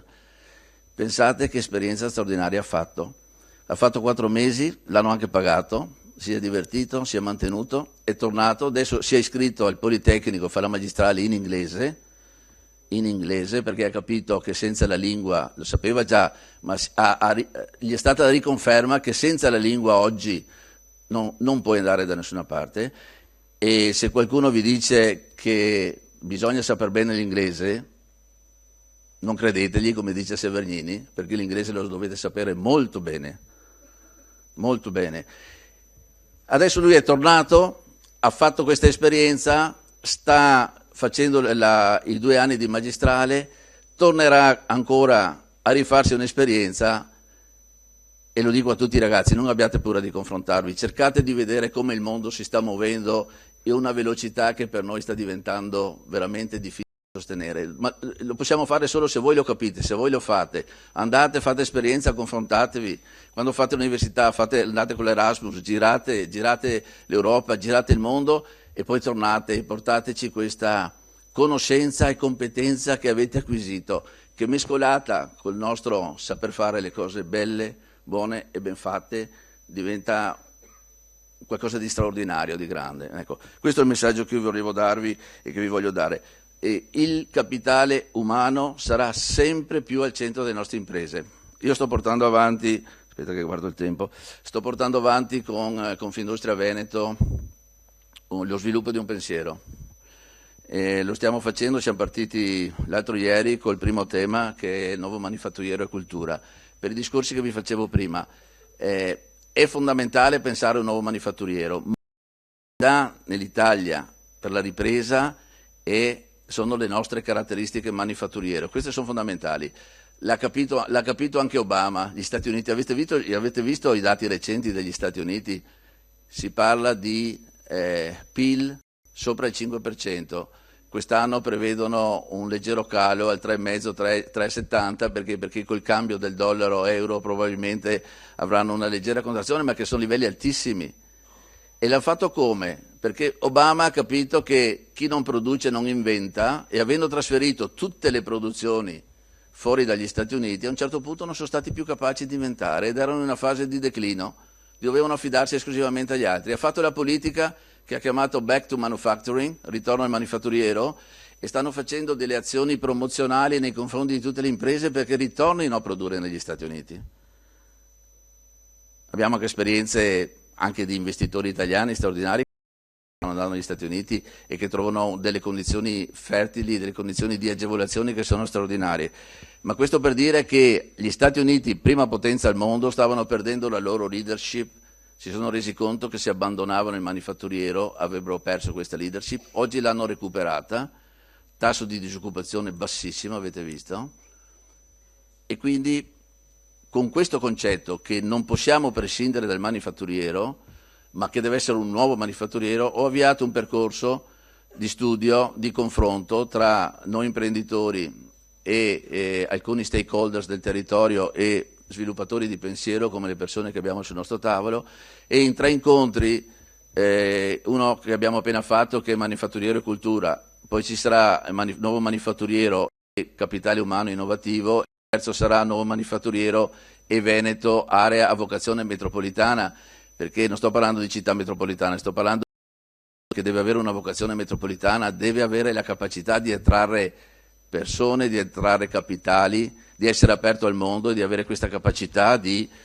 includere e non di diventare escludente. Ecco, con questi 3 temi creeremo un panel che serve prima di tutto a riflettere a noi stessi su dove vogliamo andare e cosa possiamo fare, e poi un quarto incontro con una prefazione del sociologo politologo che tutti conoscete, Ilvo Diamanti. Verrà presentato questo studio e lo offriremo alla politica che ci andrà a governare per dire: signori, questo è il pensiero che noi abbiamo del Veneto del 2020, l'ho chiamato #Veneto 2020 perché ci proiettiamo nei prossimi 5 anni. Questa è la visione che noi abbiamo, questo è quello che pensiamo dovremmo riuscire a raggiungere, sta poi la politica che ci governerà a trovare gli strumenti adatti per farlo. Però ecco, questo è il contributo e l'idea che noi vogliamo portare. Siccome mi hanno detto di cercare di recuperare tempo, vado un attimo alle conclusioni. I dati sono, si è detto prima che l'Italia sta uscendo dalla crisi e il professor Costa ha anche detto che Confindustria è stata eccessivamente ottimista.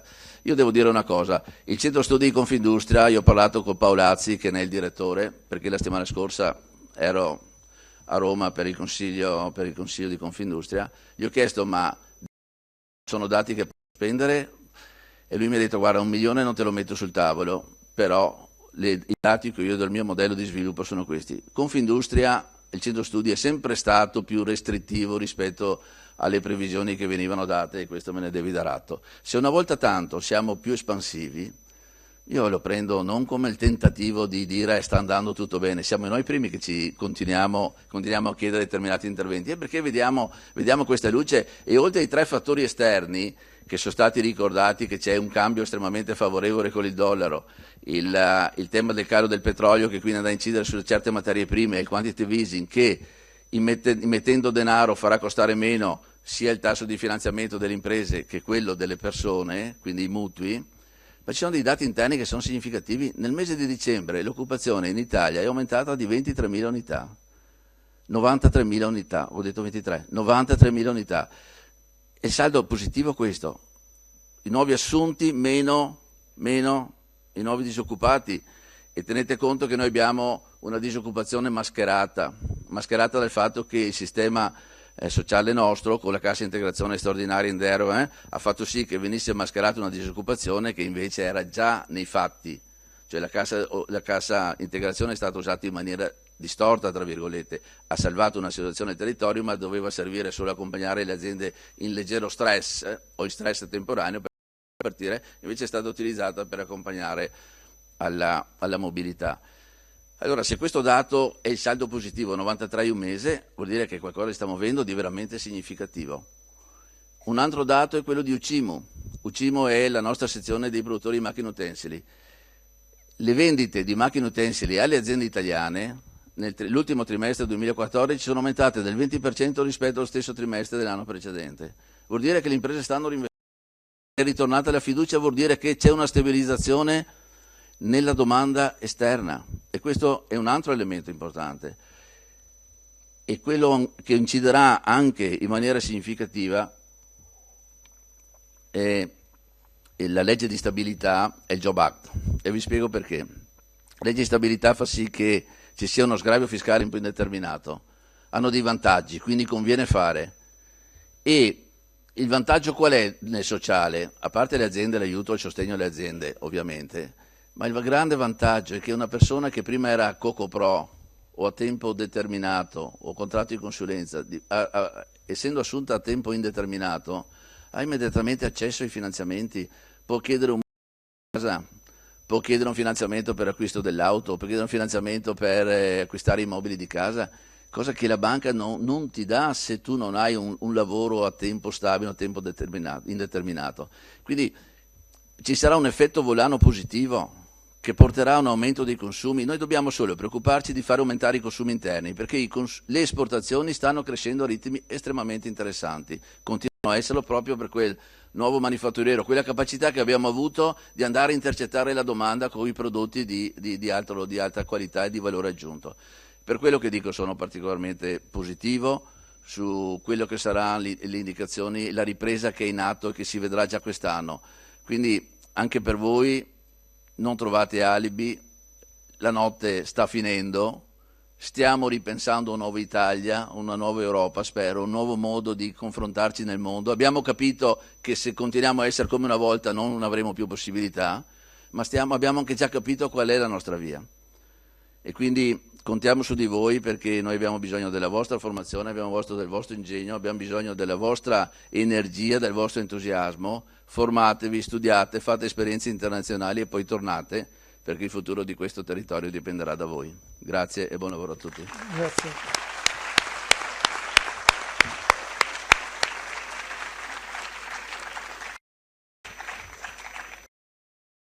Preparate la domanda su quest'ultimo richiamo che era Carraro sulla cultura, l'internazionalizzazione, le lingue. Non aspettate l'Erasmus all'università, usate anche gli strumenti che ci sono per le scuole medie superiori. Il governatore del Rotary ha richiamato un'iniziativa e cominciate anche a sfruttare, come nel caso del Rotary, gli stranieri che vengono in Italia, i vostri ragazzi. Potete ospitarli nelle vostre case, è una iniziazione, quindi anche quello è uno strumento, e più precoce è l'apertura internazionale, quindi partendo anche dalla scuola media superiore, tanto maggiore poi sarà l'effetto. Dai, una domanda bruciante per l'ingegner Zuccato.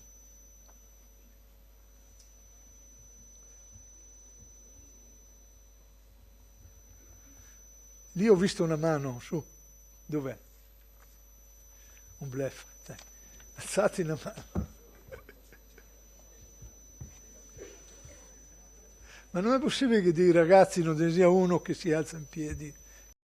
Anda sfidante.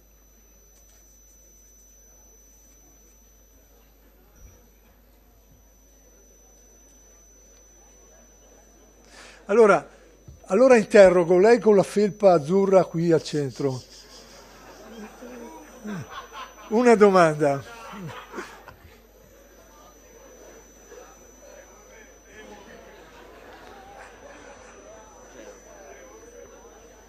Non in inglese, dai.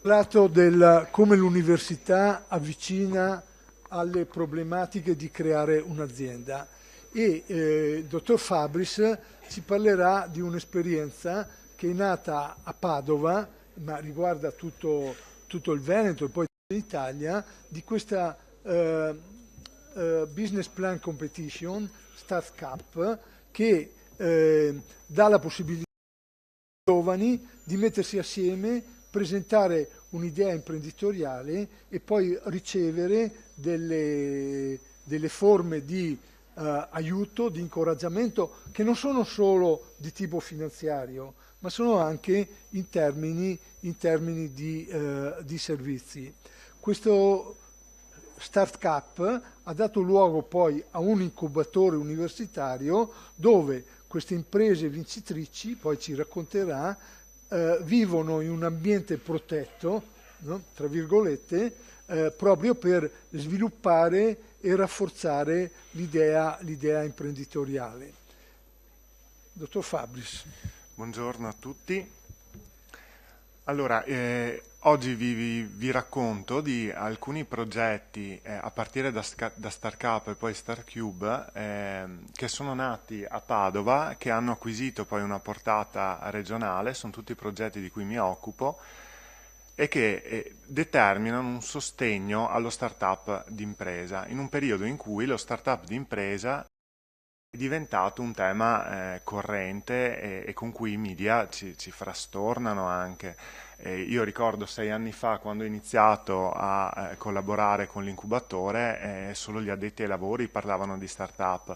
Oggi invece quotidianamente ci sono articoli di giornale, tanto che qualcuno si chiede e si è espresso in termini dello start-up d'impresa come di una bolla, no? Come un ennesimo momento in cui si celebrano dei fasti che nascondono invece un'insussistenza di fondo.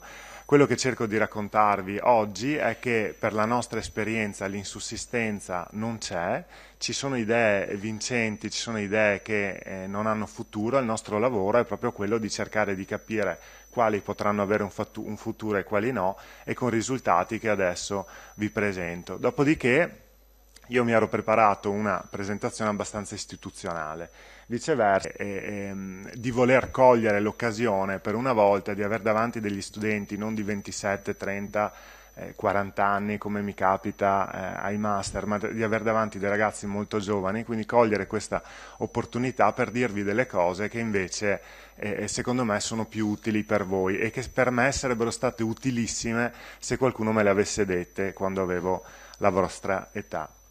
Allora, partiamo da questa slide. Ho letto un articolo carino, c'era un sondaggio, niente di straordinario, però è significativo ed è stato molto evocativo, no? Si chiedeva, ma se ti arrivassero 200.000 euro così, a fondo perduto, senza alcun vincolo sulla destinazione d'uso, cosa faresti di questi soldi? Ora, il dato rilevante è che il 18,8% più il 2,3%, quindi più del 20%, 1 su 100, investirà in una startup o in un'impresa. Quindi farei attività di impresa. Questi numeri determinano un altro sondaggio invece analizza il tratto psicologico dell'italiano, quindi, e analizza un dato che sta alla base dell'imprenditorialità, che è la propensione al rischio, quanto un soggetto è disposto a rischiare. Quest'altro sondaggio, il primo ci diceva che 300.000 italiani sono potenziali start-up, e il secondo ci dice che 3,5 milioni di italiani hanno un profilo psicologico propenso al sostenimento di un rischio, il che vuol dire che potenzialmente potrebbero essere degli imprenditori. Che cosa ci dicono questi due sondaggi? Ci dicono che il fenomeno startup è un fenomeno grosso, che il fenomeno connesso alla nuova imprenditoria è un fenomeno che ha un rilievo notevole in Italia. Contestualmente siamo in un contesto economico che conosciamo, queste sono le parole più presenti nei giornali, negli articoli che si occupano di economia: fallimenti, paura, indebitamento, disoccupazione, povertà. Quindi ci muoviamo da un lato con una spinta all'imprenditorialità e una predisposizione all'imprenditorialità, dall'altro lato ci troviamo con una raffigurazione di scenario pessima e con delle esperienze dirette spesso e volentieri altrettanto brutte. Altri due dati, e sono gli ultimi con cui vi ammorbo oggi, sono questi due numerini. Questi due numeri ci dicono che il 75-80% delle aziende ad alto tasso di innovatività, e soprattutto nell'ambito high-tech, muore nei primi 3 anni di vita. Contestualmente, di quelle che sopravvivono, solo 1 su 100 ha un grosso successo. Nell'incubatore, attraverso l'attività di selezione delle start-up che entrano all'interno del circuito dell'incubatore, attraverso i servizi che eroghiamo e quell'ambiente protetto, come diceva il professor Costa prima, che contribuiamo a creare, questo numero è ridotto al 4%, per cui in 10 anni di vita è morto solo il 4% delle aziende che sono passate per l'incubatore, il che vuol dire che un processo di selezione ab origine, un'attività di preincubazione in cui si definire l'idea di impresa e il percorso imprenditoriale, e poi tutti i servizi di consulenza, degli effetti li hanno. I media, dicevamo, ci parlano, ci rappresentano la situazione economica e il contesto di crisi in cui ci troviamo con quelle parole, con quei concetti mortiferi di cui vi parlavo prima, ma contestualmente ci lanciano questi messaggi e ci evocano questi straordinari casi di successo, no? Zuckerberg, WhatsApp, Tinder, tutti i fenomeni che ci troviamo dentro all'iPhone o nel web oggi, e tutto il mondo del digitale in particolar modo, e ce lo fanno vedere come un qualcosa di facilmente raggiungibile, successo, soldi facili, successo facile. Ecco che si è strutturato nel mondo del supporto dell'idea di impresa e dello startup di impresa, si sono strutturati due approcci che vi presento qui, due approcci che sono diversi. Un approccio è quello dei grossi finanziatori, le VC, Venture Capital, alcuni degli incubatori privati, che ragionano in questi termini. Sappiamo che c'è un rischio elevatissimo, tantissime imprese probabilmente falliranno. Invece di investire molto su una singola azienda, investiamo poco su tante aziende, distribuiamo che una di queste vada bene e ci copre di tutte le perdite che abbiamo subito sugli altri finanziamenti. Quindi c'è un approccio per cui si cerca il campione, come vi rappresento in questa slide. Contestualmente invece c'è un altro approccio, che è quello che adottiamo noi, per cui Startcube è un incubatore pubblico, quindi persegue delle finalità di carattere pubblico. Per noi è importante la ricaduta positiva sul territorio delle azioni che poniamo in essere. Quindi noi non cerchiamo campioni. Certo che se troviamo dei campioni, come è stato M31, di cui dopo vi parlerà Fabio D'Alessi, che saluto, certo che se troviamo un campione siamo felicissimi e siamo contenti di sostenerlo, però a fianco al campione sappiamo che il nostro tessuto economico è fatto di piccole e medie imprese. Quindi se da un lato diciamo e proclamiamo l'importanza di questi casi straordinari fungono i 2 milioni di euro, il 1,5 milioni di euro, che permette ai 3 ragazzi che l'hanno costituita di vivere sicuramente bene e anche di creare un indotto.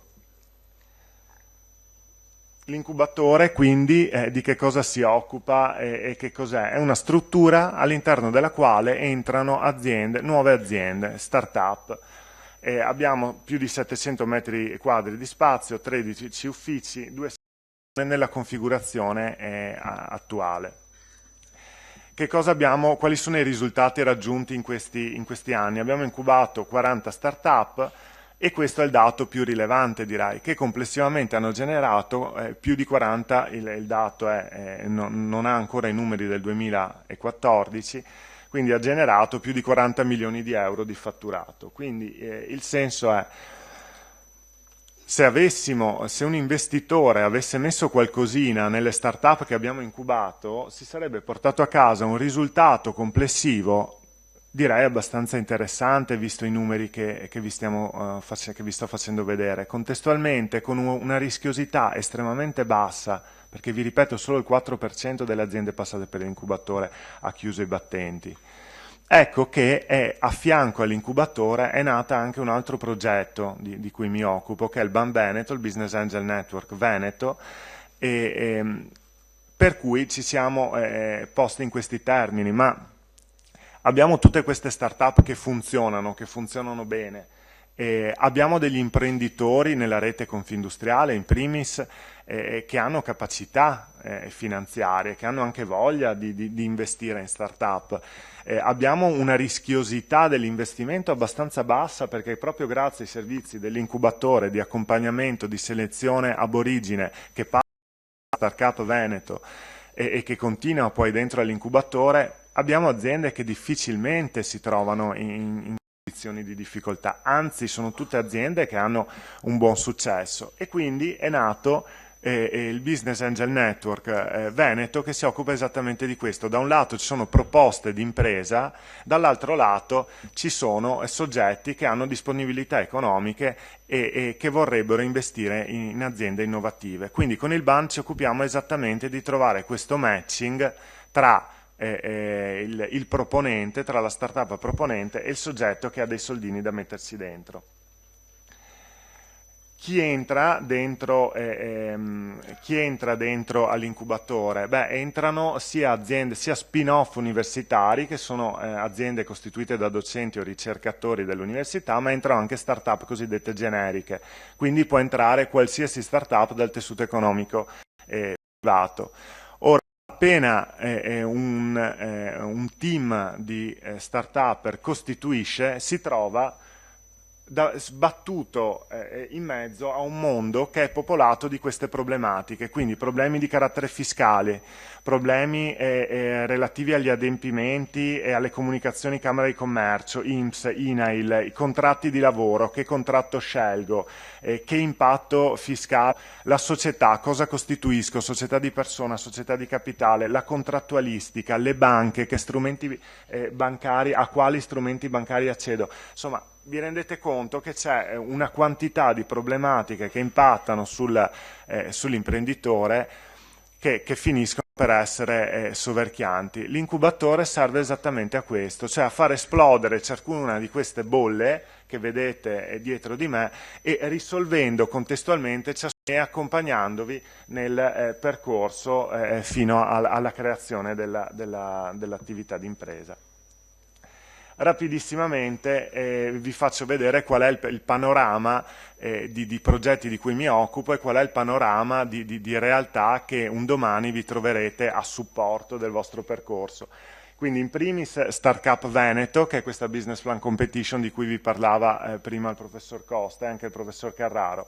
A fianco a Startup è nata Rebound, è nata dai giovani di Confindustria di Padova, ed è un'altra business plan competition che siamo riusciti a mettere non in sovrapposizione, ma anzi in filiera assieme a Startup, per cui molti dei proponenti passano da una competizione all'altra a seconda del taglio del progetto di impresa che hanno. Un dato interessante è che in Rebound, delle 8 imprese che hanno vinto l'anno scorso, 7 hanno costituito l'impresa, e questo è un dato di solidità.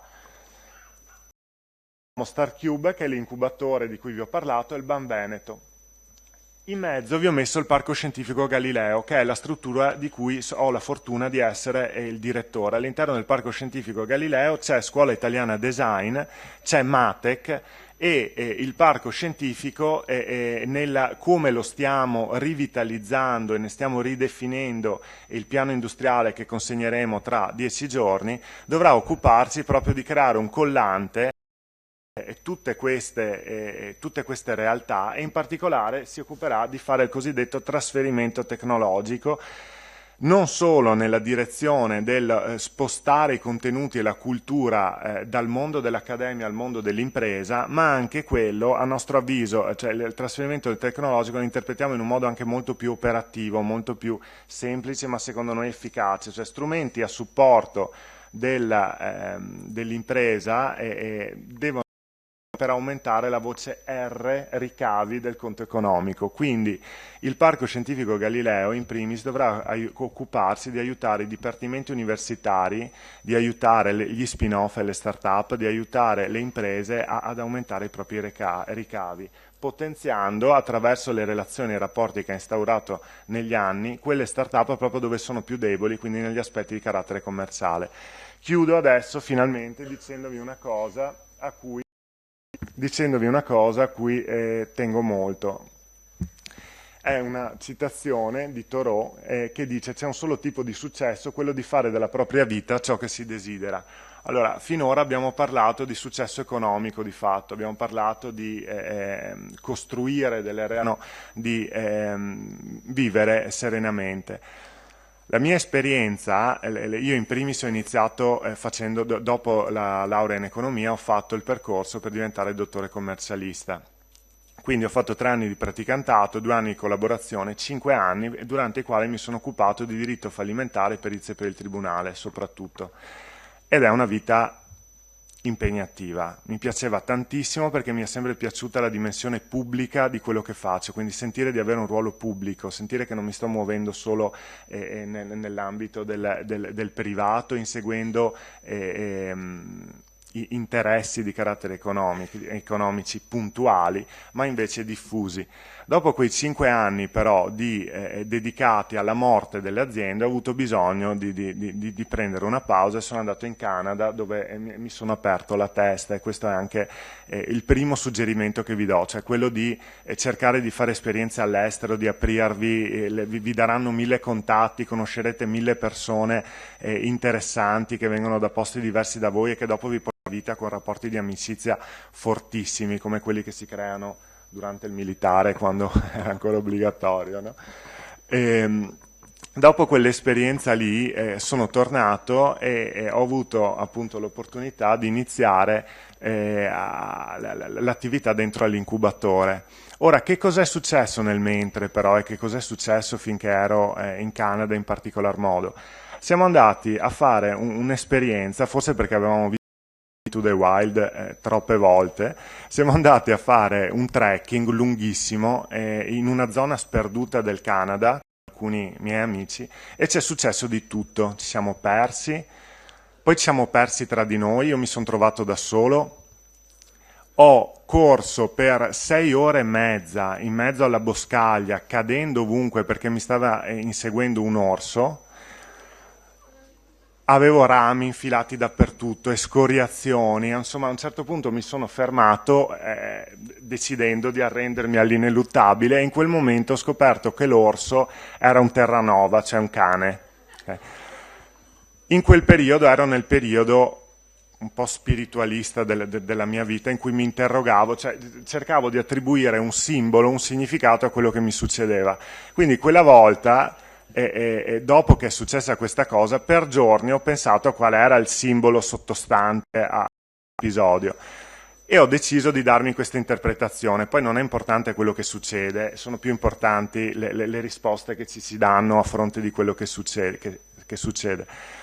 E io mi sono risposto così, cioè il significato era che non dovevo rimanere attaccato in maniera adesiva con il mio passato, con quello che era successo, con quello che mi stava inseguendo dietro di me anche in quell'esperienza canadese, perché probabilmente quel mio passato, invece di vederlo in modo pesante e viverne anche la pericolosità incombente, dovevo viverla come un'opportunità, quindi come un potenziale compagno di viaggio invece che mi avrebbe quelle competenze, mi avrebbero accompagnato nel percorso successivo, e soprattutto che più di aver riguardo a quello che ci insegue, a quello che ci sta dietro, dobbiamo aver riguardo ed essere tutti proiettati nei confronti di quello che abbiamo davanti e di quello che dobbiamo inseguire, a prescindere che questo inseguimento determini un obiettivo di carattere economico. Per me, ripeto, la cosa più importante, e qua ricito Steve Jobs, visto che è già stato citato, cioè io sono riuscito a finire la pratica professionale perché tutte le mattine mi leggevo il discorso di Stanford di Steve Jobs, e quando lui diceva in particolar modo: io tutte le sere prima di andare a letto mi guardo allo specchio e mi chiedo se la giornata che ho vissuto è stata una giornata che è valso la pena vivere. E questo insegnamento è stato determinante per mettere in piedi tutti gli step successivi. Il secondo insegnamento, e chiudo, giuro, che per me è stato perché fondamentale, c'è la ricreazione che esatto, è stato quello relativo all'unione dei puntini, no? Cioè, se io non avessi fatto quell'esperienza da dottore commercialista, non avrei imparato tutto quello che dopo mi è servito enormemente e mi serve enormemente oggi nel dare supporto agli start-up e nel avergli tutta una serie di problematiche. Se non avessi visto morire le imprese a decine, non sarei riuscito adesso, non riuscirei a mettere in guardia le start-up sugli errori da non commettere. Se non avessi fatto l'esperienza in Canada e non fossi stato inseguito dal terribile Terranova, che poi voleva salire in macchina con me, tra l'altro, è stato un problema capire come smaltire il Terranova in qualche modo, affidarlo a qualcuno. Se non ci fosse stata quell'esperienza non avrei trovato le risorse per cambiare, per iniziare un nuovo percorso. Quindi quello a cui vi invito è esattamente questo: chiedervi in questo momento che è determinante che cos'è successo per voi e che cosa volete dalla vostra vita. Grazie.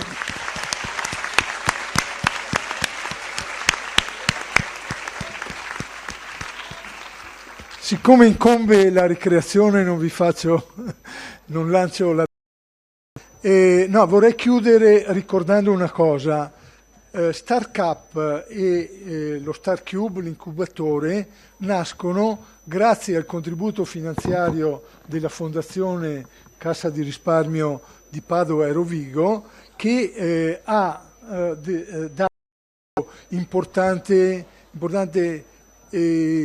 la fondazione è azionista del gruppo Intesa San Paolo, e qui vorrei dare anche una notizia che prosegue questa attività. La prima notizia è che, parlavi del credito delle banche anche tu, no?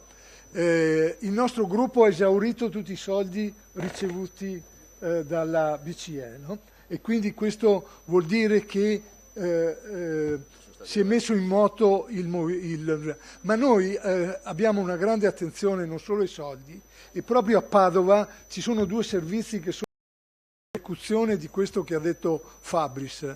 C'è un servizio per l'internazionalizzazione, un polo per l'internazionalizzazione, che sia per quello che riguarda i giovani, gli start-up, gli imprenditori, li accompagnano quando vanno all'estero. E proprio adesso, in questi giorni, partirà un centro per l'innovazione che dà servizi per creare questi network, queste attività che sono quelle fondamentali, come è stato ricordato, per le attività. Vi ringrazio per l'attenzione, ringrazio il professor Carraro, l'ingegner Zuccato, il dottor Fabris, e spero che questa prima parte vi abbia dato qualche idea.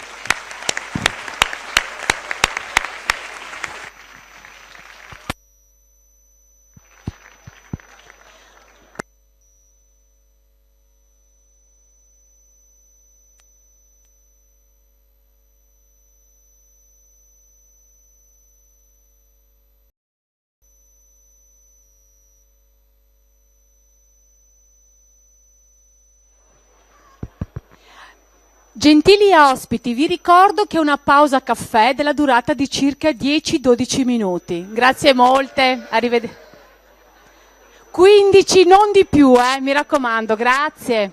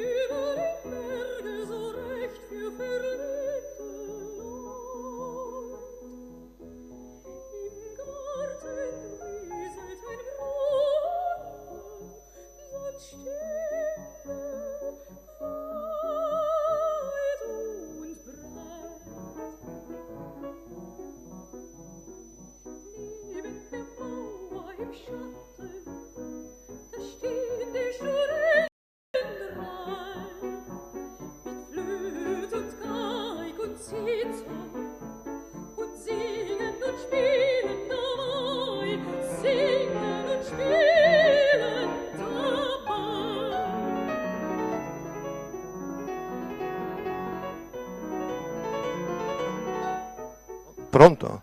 Potete spegnere la musica, per favore? La musica, grazie.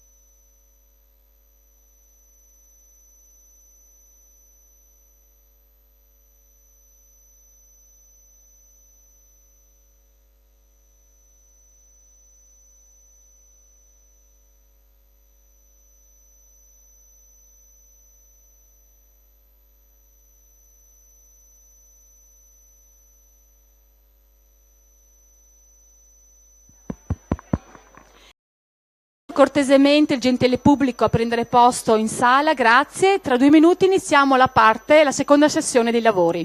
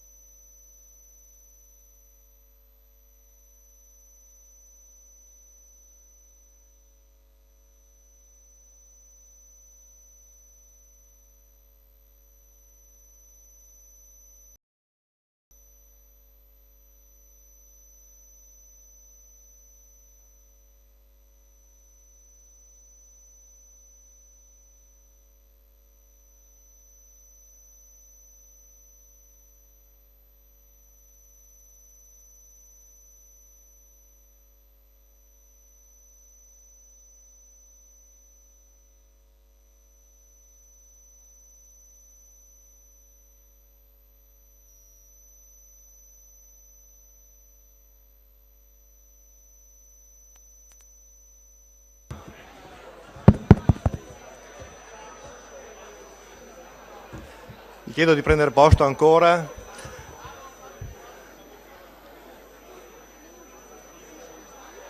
La colazione è stata fatta, l'intervallo è finito. Vi chiedo anche un attimo di silenzio. Nella prima parte siete stati bravissimi, attentissimi.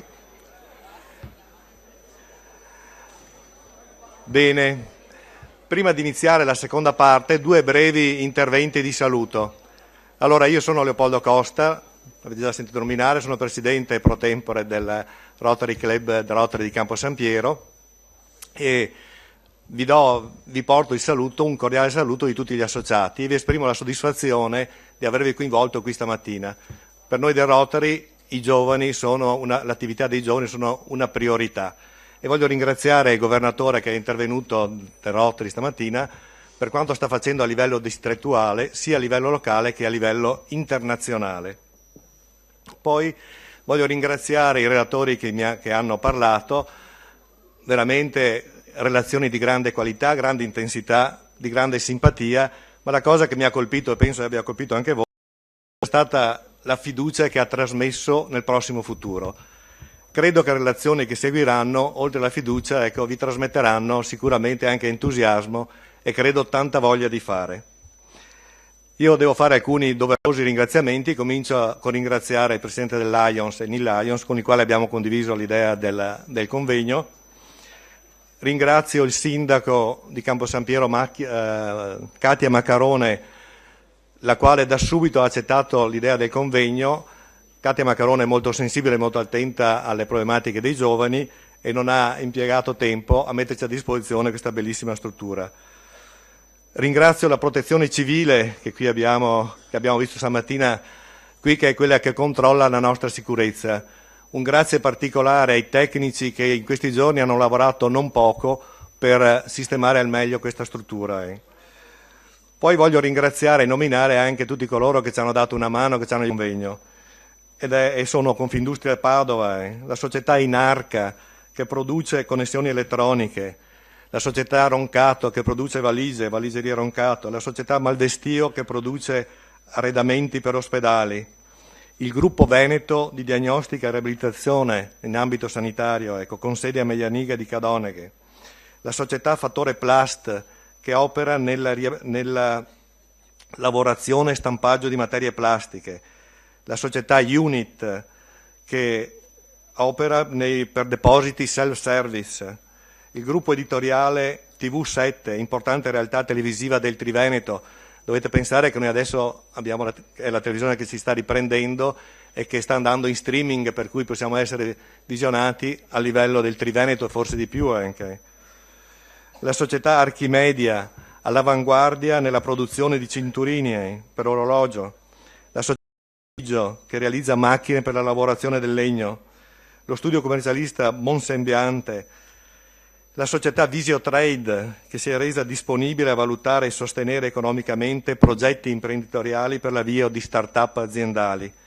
A proposito, se ci sono iniziative, se ci sono progetti che volete presentare, presentatevi al desk e iscrivetevi in modo che le vostre proposte possano essere valutate. Poi ringrazio le diverse aziende che hanno dato la disponibilità per le visite guidate. All'interno della cartellina avete un foglio dove sono descritte le aziende che danno questa disponibilità per le visite guidate. Io vi invito a non perdere questa occasione.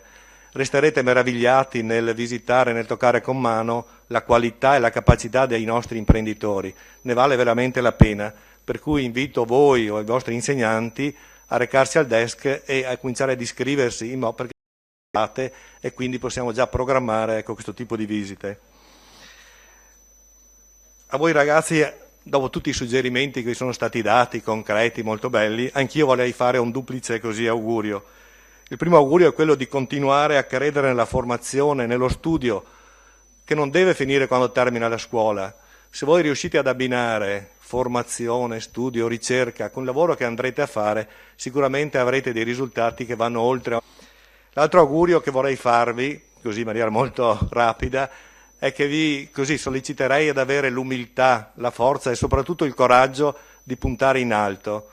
credo che sia l'unico non dovete accontentarvi subito, non fermatevi alla prima occasione. Puntare in alto vuol dire che permettete alle vostre qualità, ai vostri talenti di potersi esprimere al meglio. Credo che in questo modo non resterete assolutamente delusi e avrete grandi successi, non solo per voi ma per tutta la comunità. Poi alla fine vi chiederei così, qualcosa da fare insieme, vi chiederei di ringraziare insieme con voi gli artefici di questo convegno.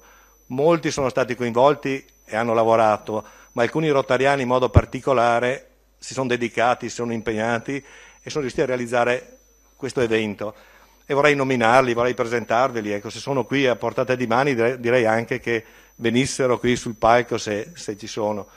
E mi riferisco a Marni Campagnaro, ma non so se è fuori che sta lavorando. Eccola qua, Marni Campagnaro, che è docente universitaria, alla fine gli faremo un applauso, alla fine quando chiamiamo anche gli altri. Poi Evelino Pozzobon, che avete sentito nominare, che è un ingegnere informatico, dove sei Evelino? È perso nell'informatica. Poi Alex Casen, dottor Alex Casen, prego, che lui è un grande esperto di comunicazione ed è quello che ci dà la possibilità di avere in streaming ed è titolare della televisione TV7. E infine un grande imprenditore, Giovanni Grigio, che se non è stato assorbito dalla sua impresa era qui, potrebbe venire, è una grande persona ed è stato per tanti anni responsabile della formazione a Confindustria. Gli facciamo un grande applauso a questi. Ma venite qui, tagliamo, bene. Allora, un grazie di cuore a chi ci ha dato l'input iniziale per realizzare questo convegno e che è stato anche di stimolo per farlo, che è il professor Carlo Carraro che avete sentito questa mattina. Un grazie di cuore veramente, perché per mezzo di lui siamo riusciti a realizzare questo. Buona fortuna, in bocca al lupo e come si dice, il futuro è dentro di voi. Grazie di cuore, è una grazione avervi qui. Adesso passo la parola alla Presidente dei Giovani del Rotary, che noi chiamiamo Rotaract. Salve a tutti. Si chiama Elena Pesce.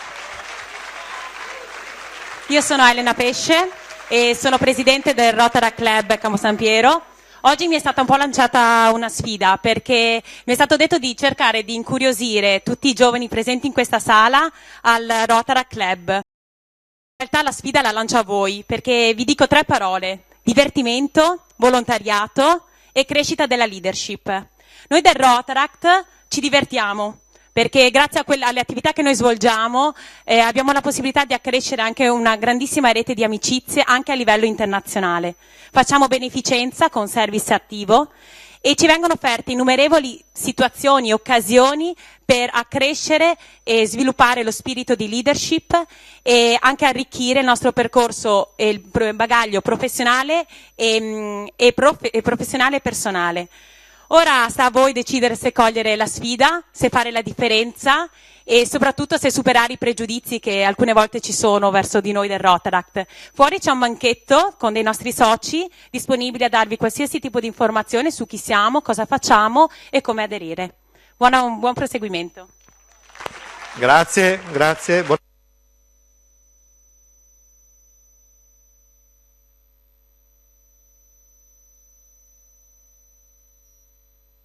Inizia formalmente la seconda sessione della nostra giornata di lavoro, quindi invito cortesemente i relatori della seconda parte, Luigi Baccialli, il giornalista che andrà a moderare la tavola rotonda, e tutti i giovani imprenditori che qui con noi oggi ci accompagneranno. Per cui invito Fabio Salviato, Davide Franceschetti, Elena Munerato, Fabio D'Alessi e Alessio Cucco. Grazie.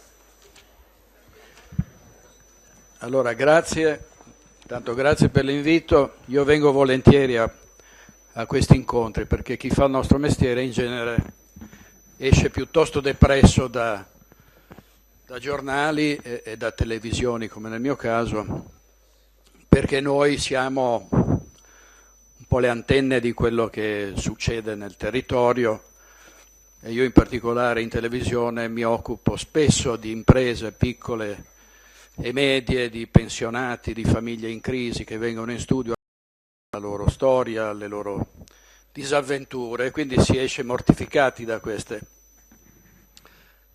programmi perché c'è l'ottimismo che deve prevalere. Stamattina ho sentito una parte dei discorsi, specie quello del presidente Zuccato, che giorni fa ha parlato di una fiammata occupazionale che dovrebbe verificarsi in febbraio. Speriamo tutti che sia così. Ci sono questi dati e questi segnali di lieve ripresa, le assunzioni 93.000, il saldo, vi dicevo, occupazionale nell'ultimo mese del 2014, però se uno si guarda in giro, anche se gira per questo territorio, vede capannoni chiusi, vede licenziamenti, 200.000 disoccupati, i suicidi del nord-est, abbiamo il record dei suicidi. Ieri il parroco di Dese ha tuonato contro la politica e così ha fatto anche il patriarca Moraglia per l'ultimo suicidio, un 65enne che si è tolto la vita per proprio problemi economici, e sono centinaia gli imprenditori che soffrono. Voi forse fate parte di famiglie che avranno avuto o hanno problemi, siamo tutti coinvolti in questa crisi, quindi ottimismo, ma guardiamoci attorno e diciamo quella che è la... Vengo volentieri a questi incontri perché è come respirare una bombola di ossigeno, no? Uscendo da queste redazioni che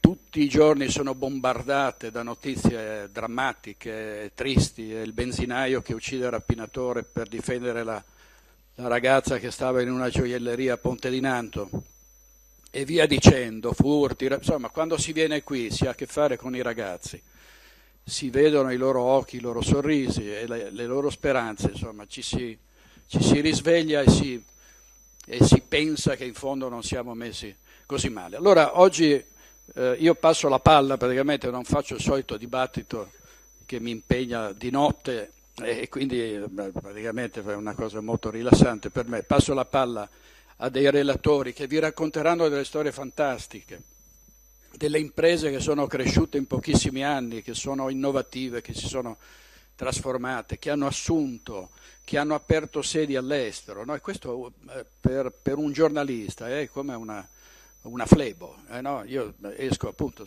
spesso abbastanza frustrato da quello che mi avviene attorno, anche nei giornali,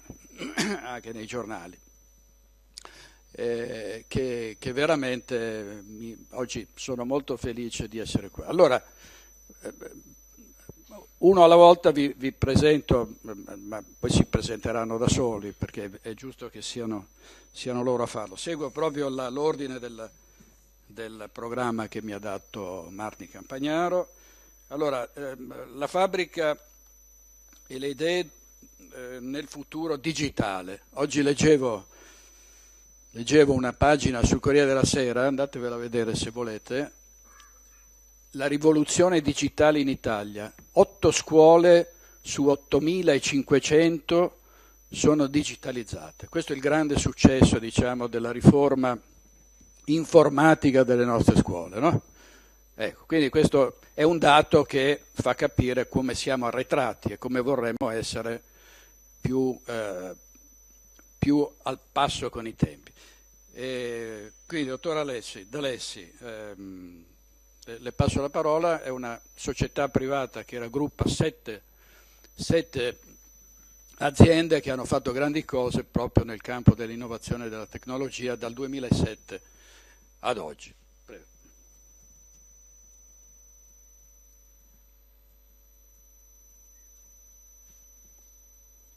Così?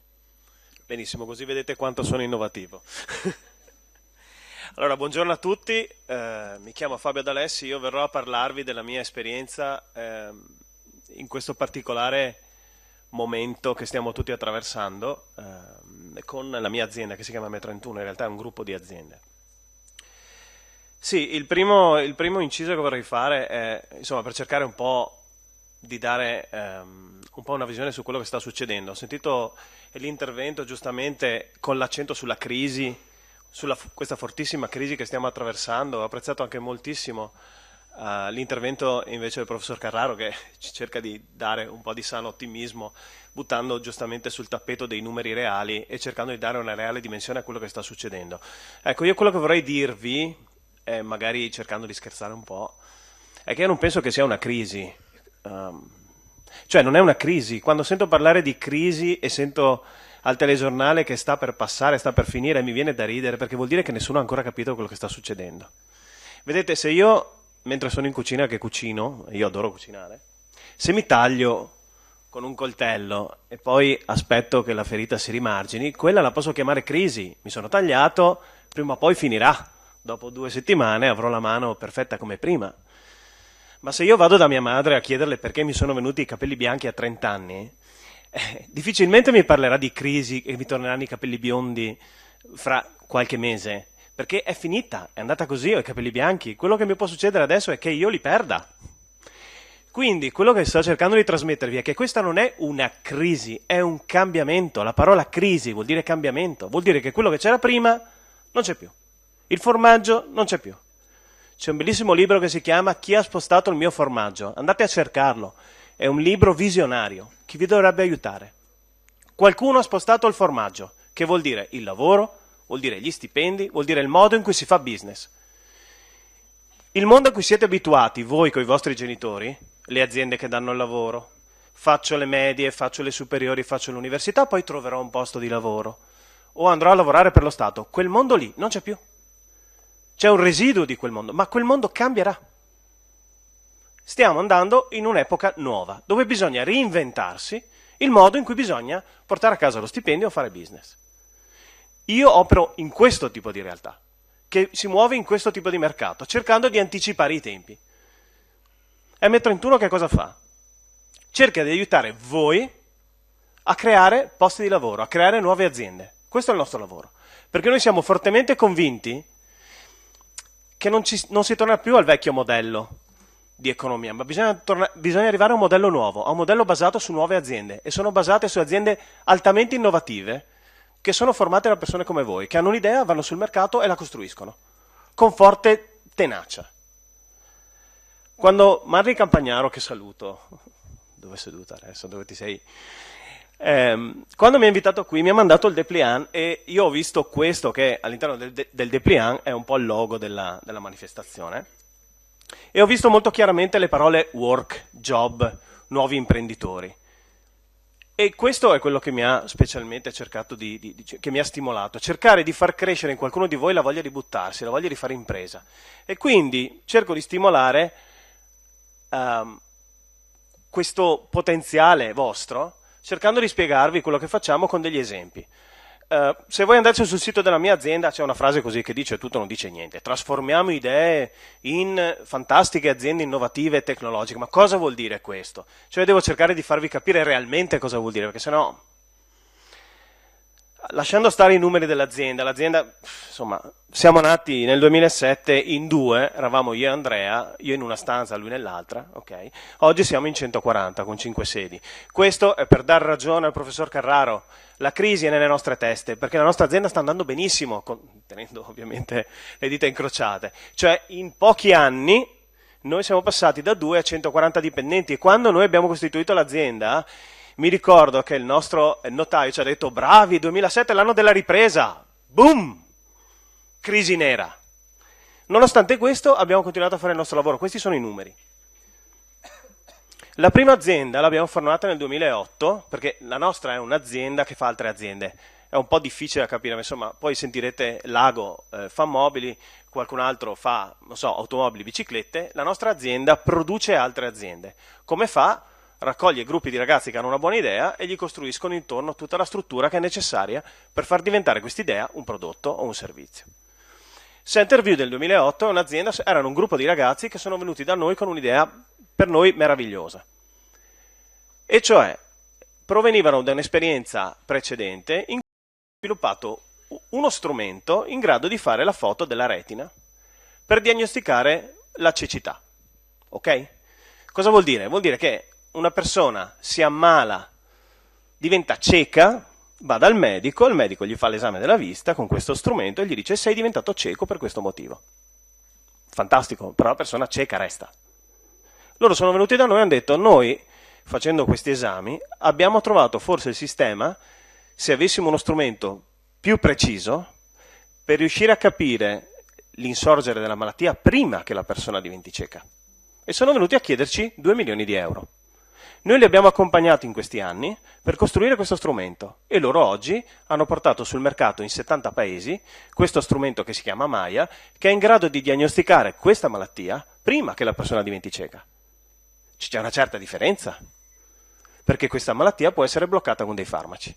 Questo è un esempio di una innovazione che ha portato un beneficio enorme. Oggi l'azienda dà lavoro a più di 40 persone.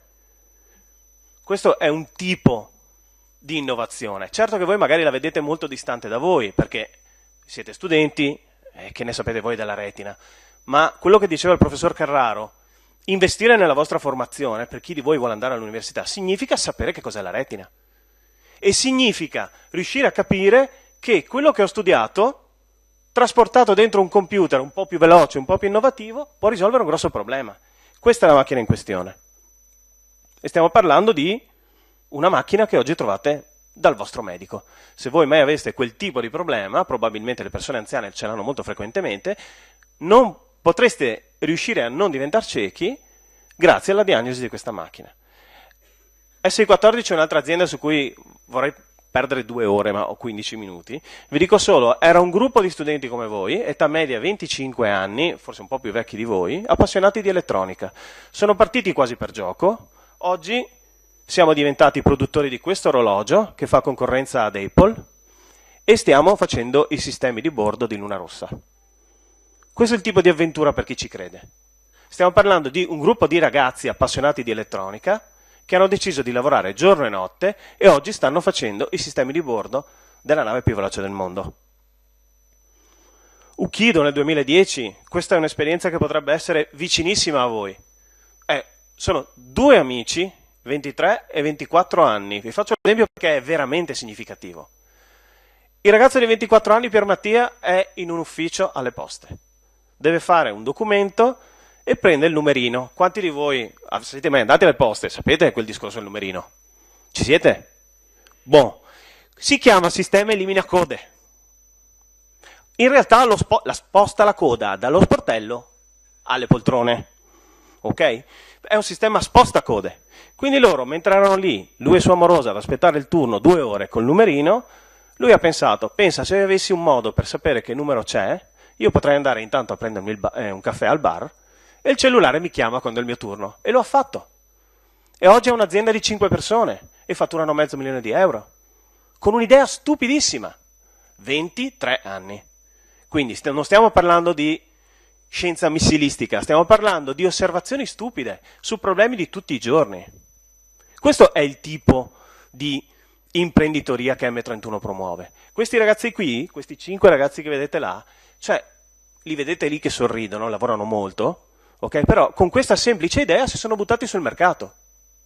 Si sono rivolti a noi per dare una mano a raccogliere fondi, a strutturare l'azienda e oggi hanno clienti del calibro di Audi e cose di questo tipo.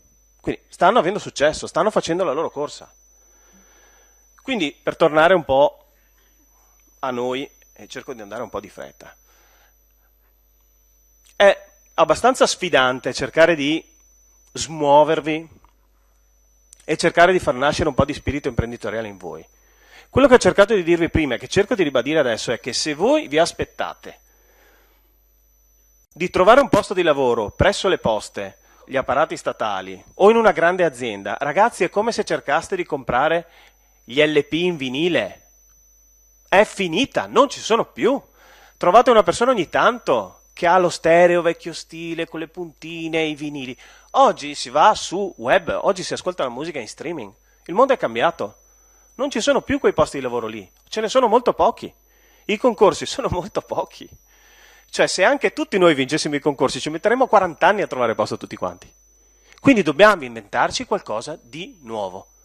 La parola più bella che io ho visto di questo logo qui è il termine imprenditori.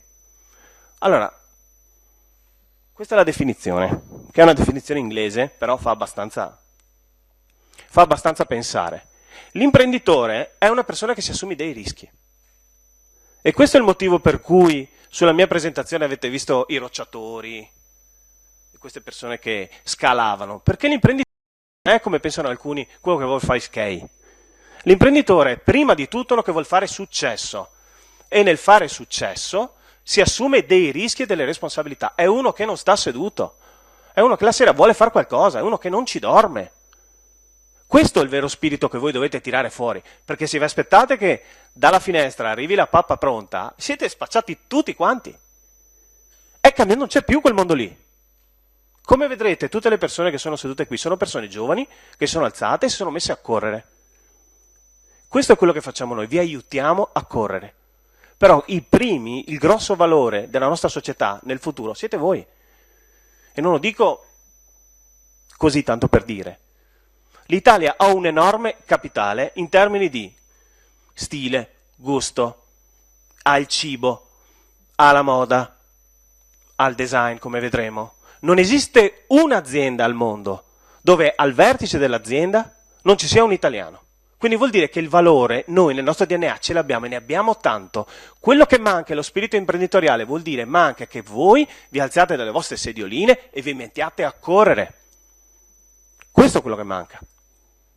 Tanto per farvi un esempio, questo sapete che cos'è? Quanti di voi giocano ai Day? Alzate la mano. Chi ha la fattoria? Dai che diventiamo amici. Chi ha la fattoria? Ok, io sono a livello 30. Ok?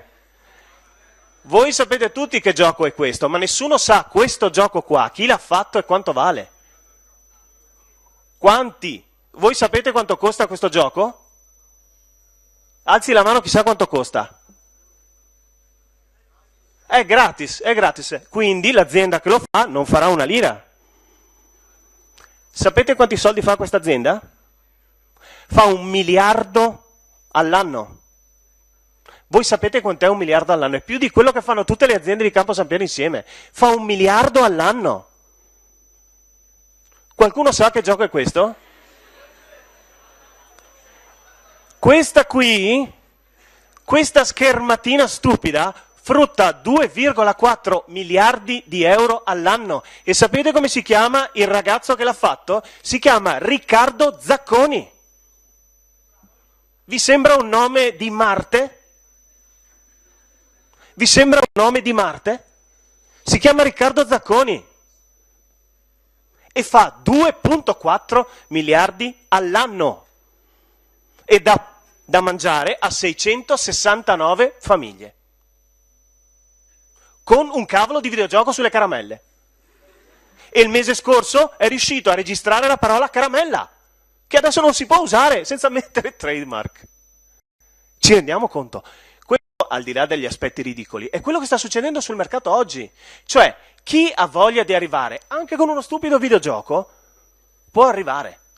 Ora, noi vedremo delle esperienze molto interessanti qui, su gente che fa design e gente che fa altre cose interessanti, ma quello che vi sto dicendo è, se avete un minimo di prurito, buttatevi, perché è vero che c'è la crisi, è verissimo, ma è vero anche che avete una cosa che nessuno di noi aveva da piccoli. Nei nostri avete internet. Ma voi sapete cosa vuol dire internet? Per 3000 anni l'uomo ha cercato di avere tutto lo scibile in una mano. Oggi ce l'avete, anzi è scontato. Per anni abbiamo cercato di rendere i computer piccoli, oggi avete 4 processori e gigabyte di RAM in tasca. Nessuno degli imprenditori che ha avuto successo fino ad oggi aveva queste carte. Quindi avete degli strumenti eccezionali, usateli. Come ha fatto Riccardo Zacconi, di cui sto cercando di diventare amico. Questo è l'imprenditore. Non è la persona con l'Audi. che parcheggia in doppia fila, maledetti loro. Questo è l'imprenditore, è una persona che si assume dei rischi e si butta. Cosa fa M31? Cerca di essere il paracadute sulla schiena, vi cerca di aiutare a non schiantarvi. Ora, molto di quello che fa M31, ho cercato più di parlare a voi cambiando la presentazione all'ultimo momento dei videogiochi, perché la realtà dei fatti è che l'unica via fuori da questa crisi, se di crisi si può parlare, è una sorta di rinascimento digitale. E siete voi a doverlo portare. Perché né io, né io sto facendo la mia piccola parte, anche loro, ma siete voi. Quindi se avete un'idea, non state lì in camera vostra a dire questa è una stupidaggine. Buttatevi, buttatevi. Non diventerete Riccardo Zacconi, se diventate, il mio biglietto da visita è qua, diventiamo amici, ma buttatevi. Come diceva Emiliano, benissimo, se anche date un posto di lavoro a 5 persone, avrete incrementato di 5 volte il numero di disoccupati, avrete moltiplicato per 5 il numero di posti di lavoro, il vostro più altri 5. Questo è quello che dovete cercare di fare. Fatevi il vostro lavoro, createvi la vostra azienda, inventate i posti di lavoro. Tutto qui. Questi sono i ragazzi della mia azienda, età media 25 anni.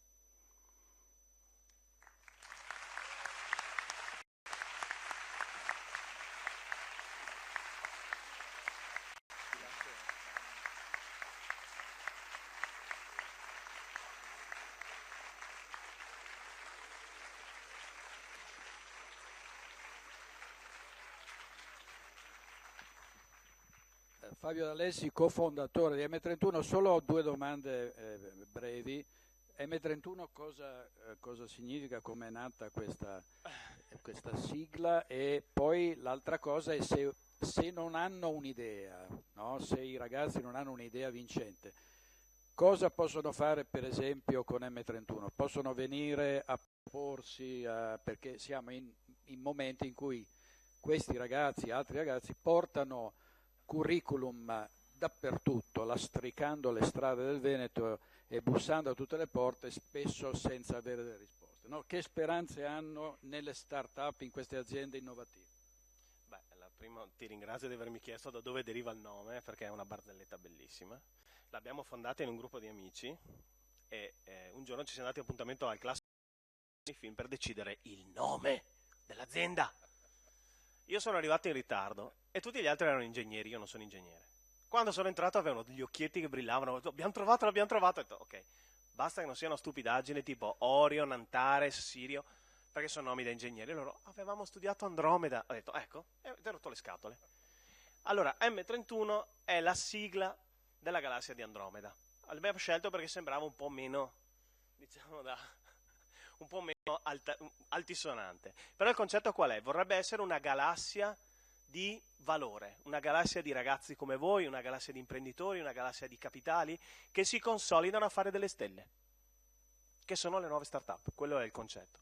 Venendo alla tua domanda, ovviamente il vero asset di una start-up è il fondatore, chi ha l'idea, eccetera. Ma la squadra, cioè in campo non ci va l'allenatore, in campo ci vanno 11 giocatori. Ci servono gli altri 10 giocatori. Se vi dico che sento tanto parlare di disoccupazione, di nuovo siamo troppo d'accordo io e te oggi. Noi abbiamo 140 dipendenti e 43 posizioni di assunzione aperte. È stato il primo elemento all'ordine del giorno del CDA di ieri. Non riusciamo a trovare persone brave. Aggiungo brave. Perché di gente che viene a scaldare la sedia e a portare a casa i 1.000 euro se ne trovano agli angoli delle strade. Persone brave. Sviluppate Android? Vi dilettate con i computer o l'elettronica? Venite, abbiamo 43 posizioni aperte. Per cui, avete l'idea? Venite a parlare con noi. Siete bravi? Avete una passione? Ovviamente M31 opera nell'ambito dell'ICT, per cui nelle tecnologie digitali. Per cui, se invece avete delle idee di design, dovete andare dal mio amico qui di lago. Ma venite, da noi posizioni aperte ce ne sono. In SI14 in particolare. Siamo dovuti andare a prendere gli ingegneri in Finlandia, perché qui non li trovavamo. Per cui... Grazie, quindi datevi da fare, andate e bussate. Non vi arrendete, ecco, non vi arrendete mai. Allora, Alessio Cuccu della Lago, io mi sono guardato appunto su internet. La Lago, se andate a vedere, è un'azienda di arredamento, penso che la si possa definire così, fortemente innovativa, davvero molto incentrata sul design, su delle schemi e logiche molto all'avanguardia.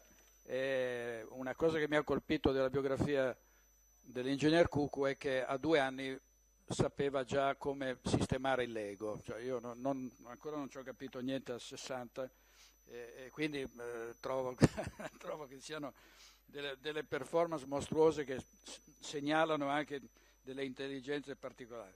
Allora, all'interno della Lago l'ingegner Cuccu si è occupato di strategie e di ricerca di materiali innovativi e ha anche fondato una start-up con un database informatico proprio sui materiali particolarmente importanti per l'attività della sua azienda. Ingegnere. Grazie dell'introduzione. Buongiorno a tutti. Io avevo preparato una serie di slide che raccontavano della nostra azienda di Lago. In realtà la giornata di oggi mi ha fatto tornare indietro di un po' di anni. Sono tornato a 20 anni fa, quando io ero in quarta superiore. Ero seduto in un auditorio a Rovigo, città dove sono nato e ho vissuto per 25 anni, e c'erano persone, imprenditori, professori, istituzioni che raccontavano quello che ho sentito raccontare oggi in modo ovviamente diverso, innovato, cambiato.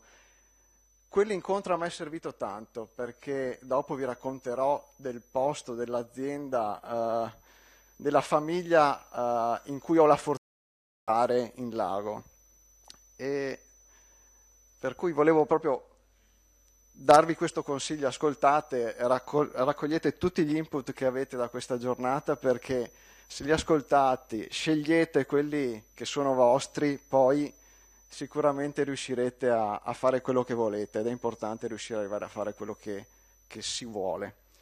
In mezzo ho sviluppato anche una tesi all'Università di Padova, nel Parco Scientifico Galileo. Ho deciso di fare un percorso diverso rispetto a quelli che solitamente propone l'università, e ho creato la parte di banca dati, database di Matec, materiali innovativi, che prima appunto il dottor Fabris ha presentato nella sua presentazione. Parto adesso con il racconto di dove sono finito oggi. Oggi sono in un'azienda di famiglia, la Lago SPA, un'azienda storica che fa arredo da generazioni. Qua vedete Daniele Lago con la mamma Carmela, in compagnia poi dei 2 fratelli, fratello e sorella, Rosanna e Franco, che sono appunto le menti, il cuore, le persone che mettono passione e fanno crescere questa azienda e hanno fatto crescere l'azienda negli anni. Racconto un punto importante di quello che ho trovato dopo anche i miei percorsi professionali appunto universitario e di ricerca. In questa azienda ho trovato un'azienda familiare che però ha scelto di investire nel merito e nel talento. È un'azienda che probabilmente molti lo sanno, ma è a 15 minuti da qua, è a Villa del Conte, è proprio qua vicino. Non sto parlando né di California, né di Giappone, né di altri paesi dove la tecnologia è molto più avanti. Parliamo di un'azienda qua del territorio.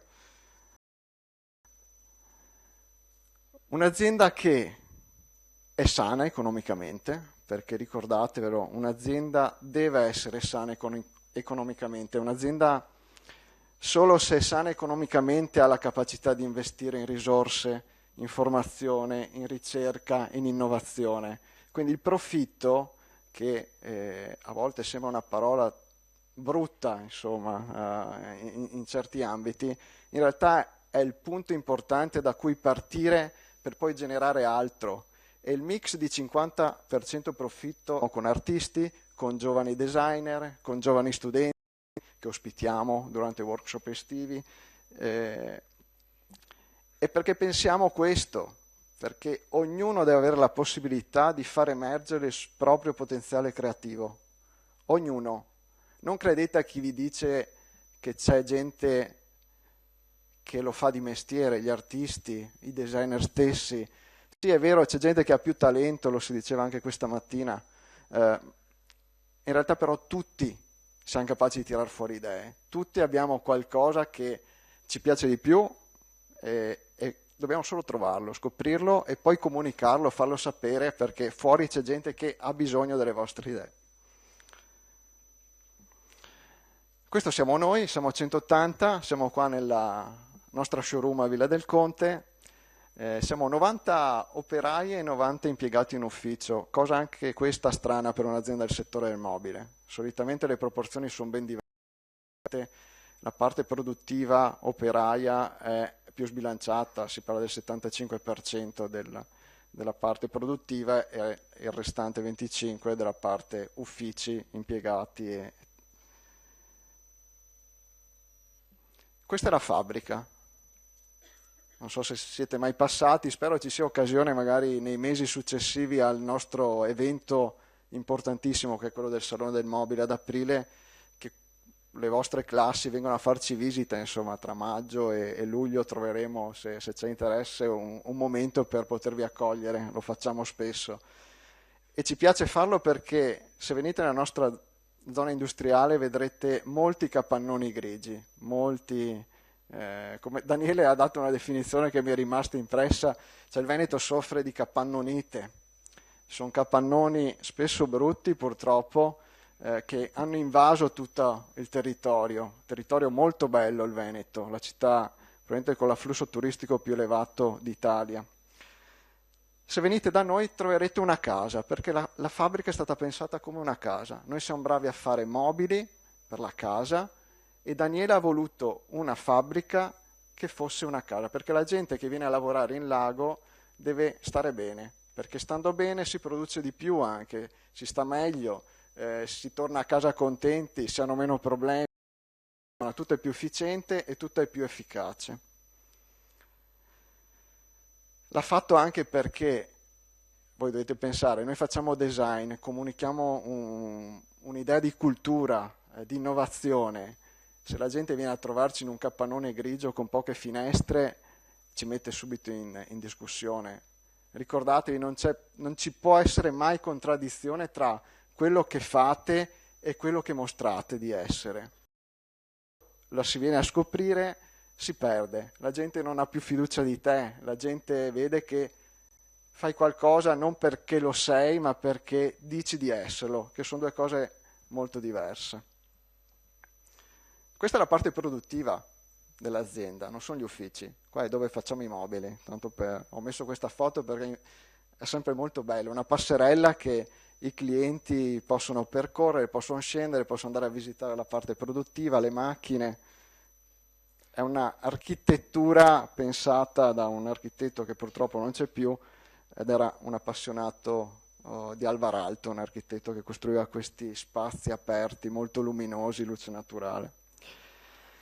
Lago è innovativa anche nel modo di produrre, per quello cerchiamo persone ed è importante che voi continuate il vostro percorso formativo, perché c'è bisogno di persone formate. Abbiamo lo stesso problema che diceva prima M31, facciamo fatica a trovare persone formate da inserire. Ad esempio qua abbiamo formato noi delle persone interne, ci siamo dotati di tecnologie e metodologie tipiche della manifattura giapponese, la Lean Toyota Production, abbiamo formato persone, giovani persone, manager, che adesso seguono questa produzione che mira a ridurre sprechi e a produrre richiede. Ci siamo dati un manifesto nel 2014, perché dopo aver fatto tutti i mobili per la casa abbiamo deciso, capiamo chi siamo in modo chiaro e dichiariamolo. L'abbiamo dichiarato in 11 punti. Oggi non li guardo tutti perché sarebbe troppo lungo, ne ho scelto 2 per voi. Uno legato a quello che ci guida, la nostra bussola, che sono cervello, cuore e coraggio. Questo guida tutto quello che facciamo, progetti, prodotti. Perché abbiamo scelto questo? Perché sicuramente anche voi, se ci prestate attenzione, noterete che tutte le scelte vengono fatte con un mix di razionalità, di passione, cuore, e di adrenalina, quindi voglia di fare qualcosa di... è il famoso tuffo che diceva sempre prima M31. L'altro punto che ho scelto è questo, è il 10º, ho pensato per voi, perché questo secondo me è importante, io l'ho vissuto da quell'incontro di 20 anni fa e poi nel percorso professionale che ho avuto. Non stancatevi mai di fare quello che vi piace, che amate, perché quando capite che state facendo quello che amate, arriva la creatività, quello che fate lo fate senza timore di perdere tempo, senza sforzo, vi scoprite a dedicare tempo in una cosa importante per voi, che poi appunto apprezzata, viene riconosciuta, vi assicuro che è così. Questo è, diciamo, la mappa che descrive Lago. Siamo un'azienda d'arredo, tutti ci conoscono come un'azienda d'arredo, ma nel 2014 abbiamo fatto un cambiamento veramente importante, dichiarato, perché abbiamo capito che il mondo sta cambiando e per cui nelle prossime slide che sfoglierò molto velocemente capirete di cosa sto parlando. Noi siamo nati come azienda che produce mobili per casa, mobili per il domestico, per chiunque è interessato ad avere un bel tavolo, una bella cucina. Negli ultimi anni questo non basta, il settore non è molto in forma, ma in realtà non è molto in forma se si rimane legati a vecchi modi di fare. Abbiamo cominciato a indagare il mondo di dove vendiamo i mobili, i negozi tradizionalmente, e abbiamo aggiunto altri format. Siamo andati a vendere mobili dentro alle librerie, dentro alle gelaterie, dentro ad altri posti. Siamo andati anche a far conoscere di più i nostri mobili, quindi abbiamo messo dei mobili in un bar, dei mobili in una caffetteria a Londra, che poi mostrerò, negli alberghi. Abbiamo iniziato proprio a invadere, conoscendo però le persone interessate al nostro modo di fare le cose, non è che andiamo a spingere e a obbligare la gente a comprare quello che facciamo. Abbiamo cercato di rispondere a chi e farci conoscere da chi è interessato a questo mondo del design. Per cui siamo finiti negli appartamenti, qua vedete i nostri mobili, contenitori, armadi, poltrone, poltroncine, letto, in tutta Italia, nel mondo. Siamo finiti nelle librerie, questo è uno spazio open che in un anno ha raggiunto il suo punto di pareggio, è una libreria dove si può mangiare, dove si possono comprare libri, ci si può fermare e studiare, si possono affittare spazi di coworking, si possono fare riunioni, presentazioni, si possono anche acquistare i nostri mobili. Non è facile, ma per darvi un'idea, qua passano 2000 persone a settimana, in un negozio di mobili ne passano, se siamo fortunati, 30.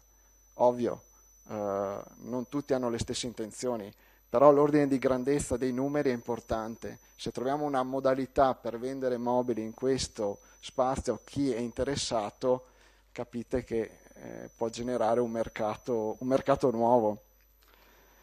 Siamo finiti negli uffici, perché l'ufficio ormai molte persone lavorano da casa, è una cosa stranissima, per cui la casa deve diventare un po' ufficio. E le aziende si sono accorte che è meglio realizzare degli ambienti più casa, perché la gente sta meglio. Noi siamo esperti nel generare case, nel produrre mobili per le case. Ci siamo tuffati dentro e abbiamo scoperto che tanti sono interessati a questa cosa. Abbiamo realizzato ad esempio degli studi legali, abbiamo realizzato la reception dell'ufficio Erasmus dell'Università di Parma, che proprio ha deciso di far vedere alle persone straniere che vengono nella loro università un posto bello, cioè quello era il brief. Ha scelto noi per quello, noi gliel'abbiamo progettato ed è venuto fuori veramente un bello spazio per l'università a Parma. Siamo finiti negli alberghi, Saint-Tropez, Verona, qua la lista dei progetti in corso è veramente alta. Oppure in una gelateria, se andate a Venezia, prossima volta che passeggiate in Strada Nuova, Sulla sinistra, andando verso San Marco, troverete questa gelateria, una gelateria bio con ingredienti slow food, dove ti puoi fare il gelato da solo. Tutto questo mondo è connesso digitalmente. Il tema del digitale è venuto fuori tante volte questa mattina. Noi come Lago forse siamo stati tra i primi ad avere un blog aziendale circa 15 anni fa, e quindi proprio agli albori di internet per il nostro settore, che è ancora molto indietro. Oggi siamo l'azienda che ha una community di fan su Facebook seconda solo ad Ikea, agli svedesi. Ma cosa interessante, i nostri fan sono molto partecipi. Le persone che parlano, che interagiscono con noi sulle nostre pagine sono 4 volte quelli degli altri competitor. E questo è stata una magica scelta dalla proprietà, da Daniele in primis, che ha riconosciuto come il digitale, il mondo nuovo che è giovane, dove voi siete gli esperti, dove voi potete insegnare a noi cosa fare, era strategico. Noi oggi in Lago abbiamo un team di 10 persone che segue solo il digital, web, social siamo dappertutto, Facebook, Instagram, Pinterest, Flickr, Twitter, LinkedIn, tutto quello che volete. E questo lo facciamo però con 10 persone, età media 25 anni più o meno. Quindi si può fare anche qua a pochi minuti dal posto dove ci troviamo oggi. Chiudo con questa citazione di Mark Twain che spero vi dia da pensare, che vi rimanga. Noi siamo convinti che il problema sia quello che non conosciamo spesso. In realtà non è così, è quello che siamo con si ferma. Vi faccio 2 esempi che non so se vi ricordate, perché veramente parliamo di un'epoca in cui ancora gli smartphone non esistevano. Nokia e Kodak, 2 aziende colossi e leader del settore 15 anni fa. Nokia era il più grande produttore di telefoni cellulari al mondo, faceva telefoni che servivano per telefonare. Non ha capito il cambiamento legato all'entrata di idee innovative alla Steve Jobs, ha continuato nel suo percorso perché lui diceva: io so fare i miei telefoni, li faccio bene, quello sarà il futuro.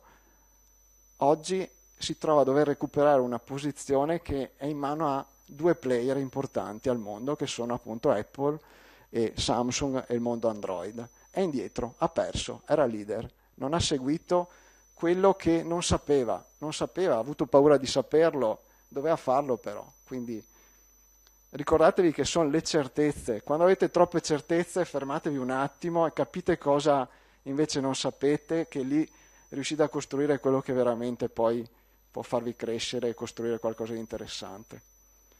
E quindi mai fermi. Chiudo con l'ultimo punto del manifesto che ho scelto per voi. Grazie.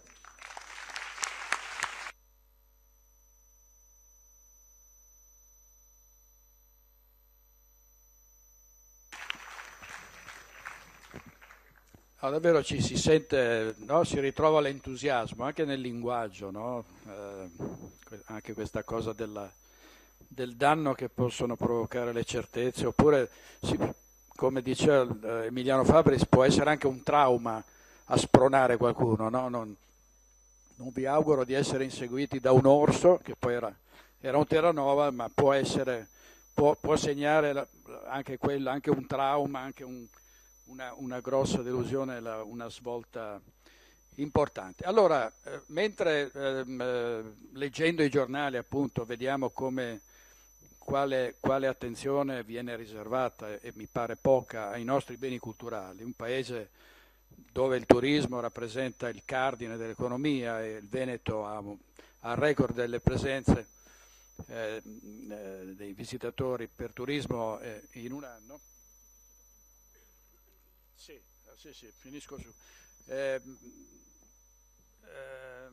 In questo paese c'è chi si occupa invece in maniera innovativa, come Elena Munerato, con una sua azienda, di conservare i beni artistici, architettonici, di occuparsi di cultura. Adesso fra brevissimo, la presentiamo. Mi hanno chiesto 1 minuto di tempo di pausa perché dobbiamo fare uscire una 50ina di ragazzi che devono lasciare la sala adesso. Ecco, quindi facciamo una pausa di 1 minuto proprio per consentirvi di...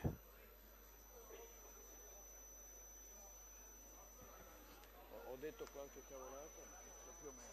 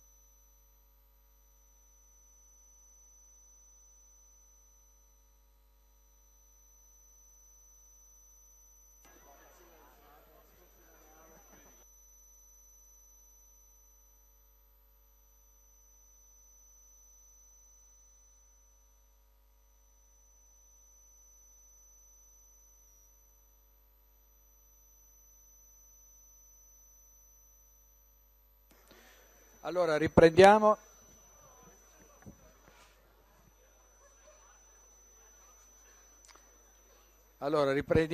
Grazie. Elena Munerato ha fondato Siltea, è una storia proprio legata, è un'esperta in chimica dei materiali e in tecniche di analisi diagnostica per il settore dei beni culturali, ma lasciamo che vi racconti lei di che cosa si occupa e che cosa ha creato in questi anni.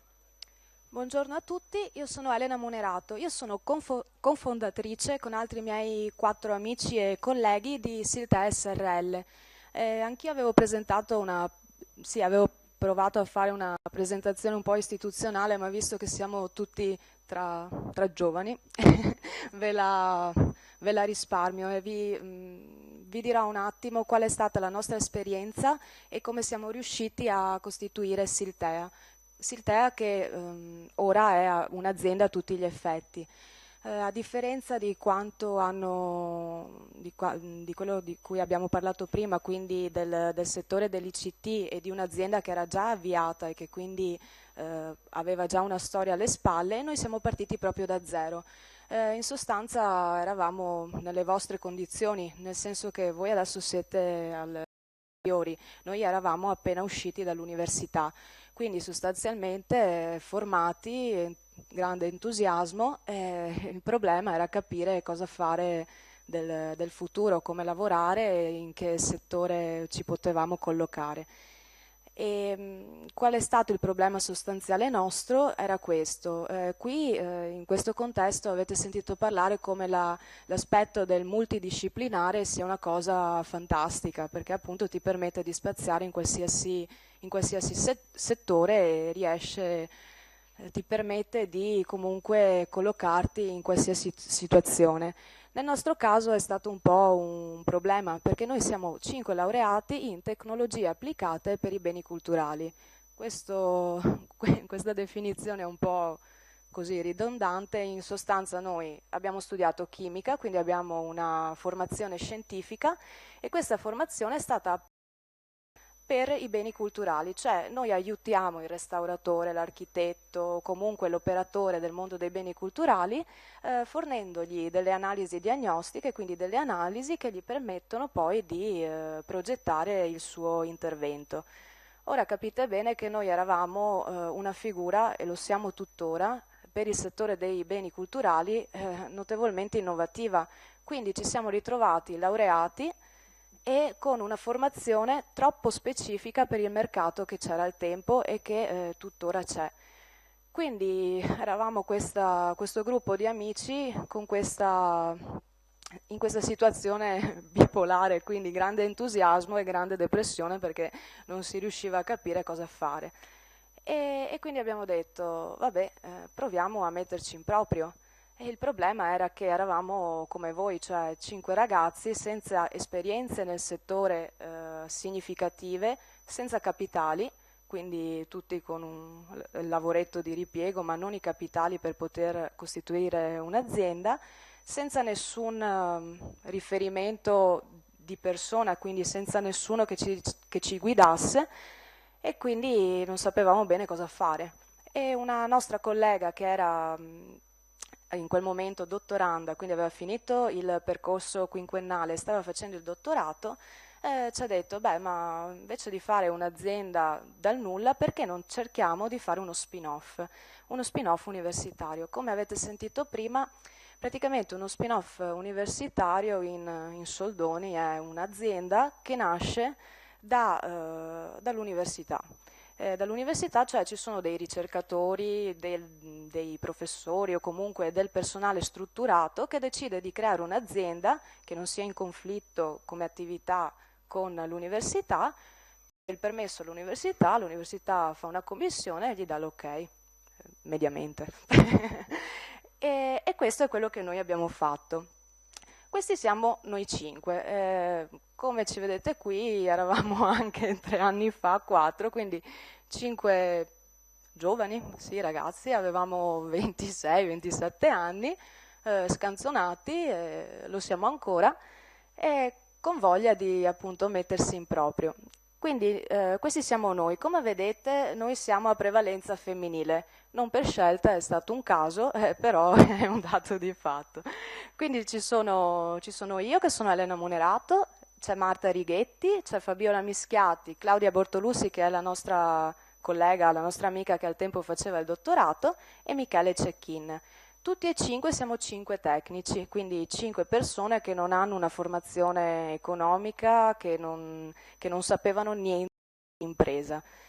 E niente, ci siamo avventurati, però consapevoli di non saper niente, quindi non avevamo alcuna certezza. Abbiamo iniziato ad informarci e quindi avevamo l'idea che era quella di costituire un'azienda che fornisse servizi per i beni culturali, e questo era il nostro sogno. Avevamo studiato 5 anni, fatto esami, non si usciva il sabato per studiare e tutto il resto, e abbiamo detto, beh, almeno proviamo a fare sta azienda. E soprattutto la seconda motivazione era questa, che forse anche potrebbe essere la situazione in cui vi trovate ora voi.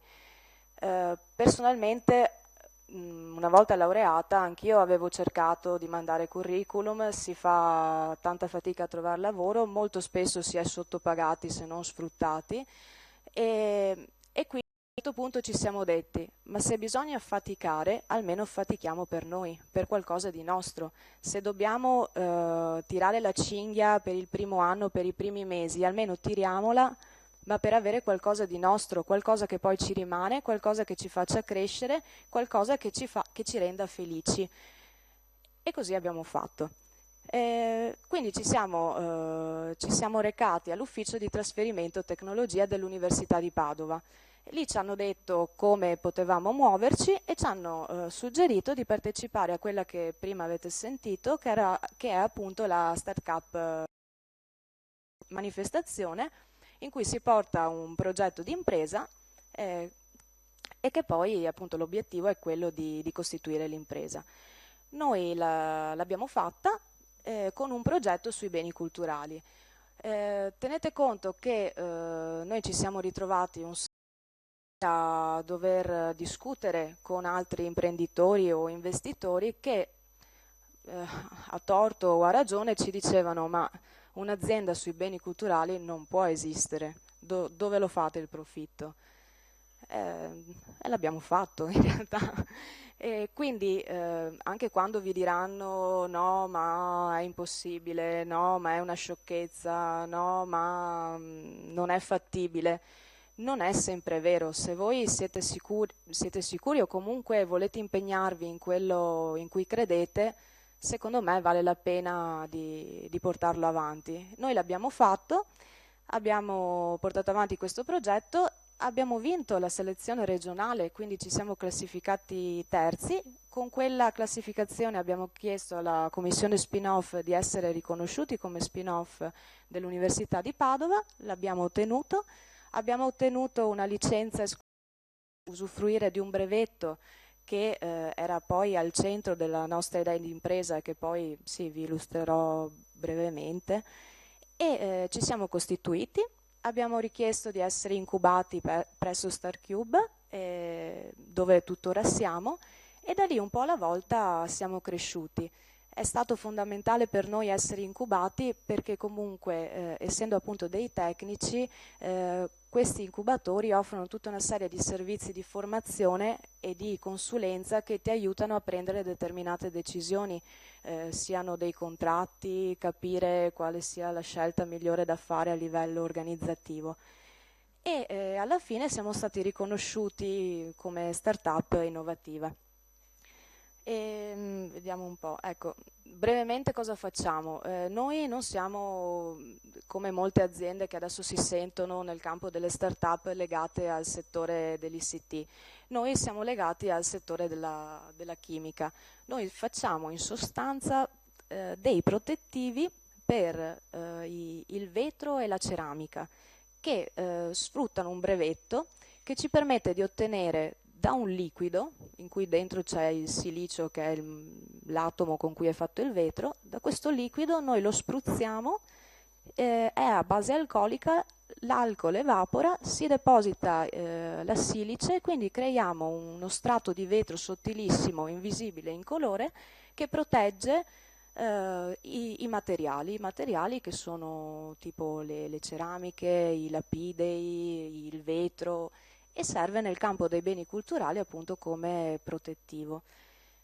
Questo è quello che facciamo in sostanza e molto semplicemente, e questa è la parte di prodotto. Noi questi prodotti li progettiamo noi, li produciamo noi e poi li vendiamo. E poi c'è tutta la parte di servizi, quelli di cui vi dicevo prima, che si occupano appunto di fornire delle analisi diagnostiche ai restauratori, agli architetti o a chi ne ha bisogno. Ora, noi siamo in 5, quindi siamo 5 persone, quindi c'era anche la necessità di avere introiti per potersi mantenere in 5. Naturalmente in Italia il campo dei beni culturali è un pochettino complicato per quanto riguarda i pagamenti, i lavori, i finanziamenti, tutte queste cose. Quindi ci siamo creati un salvagente. Il salvagente è la nostra apertura verso l'industria, quindi noi questo protettivo, questa particolare tecnologia l'abbiamo applicata al settore industriale. In sostanza, questa era la slide sulla tecnologia, ma ve la risparmio. In sostanza, le applicazioni per l'industria sono sempre nel settore della ceramica, del vetro e del lapideo. Ad esempio, le piastrelle, noi ci applichiamo sopra questo protettivo appunto per proteggerle se sono piastrelle che stanno all'esterno oppure se sono soggette a trattamenti particolari. Insomma, per tutta una serie di esigenze noi prendiamo il nostro protettivo e lo mettiamo sopra. Lo stesso per il vetro, ad esempio pensate alle vetrate dei palazzoni, dei grattacieli, noi ce lo mettiamo sopra. O ancora i materiali lapidei come potrebbe essere il piano di marmo che con la goccia di limone si rovina, noi ci mettiamo il nostro protettivo e lì risolviamo il problema. Questo è per farvi capire che noi arriviamo dal campo dei beni culturali e ci siamo reinventati nel settore dell'industria e l'abbiamo fatto senza problemi, tra virgolette, in un arco di tempo abbastanza ridotto. Perché ci siamo riusciti? Perché ci siamo impegnati, perché non abbiamo dato niente per scontato, perché abbiamo studiato come poter ottenere questo e soprattutto perché non ci siamo chiusi in nessuna porta. Quindi sì, indipendentemente anche dalla tipologia di studi che avete fatto o che intenderete fare, comunque vi portate appresso un bagaglio che è vostro e che potete riutilizzare reinventandovi in altre attività. Quindi grande entusiasmo. Dopodiché vabbè, c'è il settore dell'arte e del restauro, che è quello che vi dicevo prima. Noi siamo stati cercati anche da enti di ricerca, quindi andiamo ad applicare anche il nostro protettivo. Ad esempio noi abbiamo lavorato con l'INFN per aiutarli a costruire questa macchina, che non chiedetemi cosa sia perché è una strumentazione super scientifica, che loro utilizzano al CERN e che serve per vedere particelle, non lo so, cose da scienziati pazzi. Però per dire, la bellezza di questo lavoro, almeno del nostro, è che tutti i giorni si vede qualcosa di diverso, tutti i giorni si devono trovare nuove idee e tutti i giorni c'è motivo per fare innovazione, e questo è decisamente stimolante. E sì, noi adesso, siccome non ci fermiamo mai e cerchiamo sempre qualcosa di nuovo, stiamo sviluppando delle altre cose nel settore, ad esempio dell'illuminotecnica, delle schede elettroniche o ancora del fotovoltaico, che adesso che ormai da tempo è partito, e di nuovi materiali, ad esempio l'alluminio. Insomma, ci stiamo aprendo veramente a tantissime applicazioni. E ribadisco, siamo partiti dai beni culturali, quindi sì, se avete idee, se avete voglia di fare, non preoccupatevi di niente, nel senso, cercate di farlo al meglio delle vostre possibilità, ma senza grandi preoccupazioni, perché poi alla fine, se avete voglia di fare, il risultato lo ottenete. E io onestamente non ho altro da dire. Se avete delle domande sono qua e basta. Bene.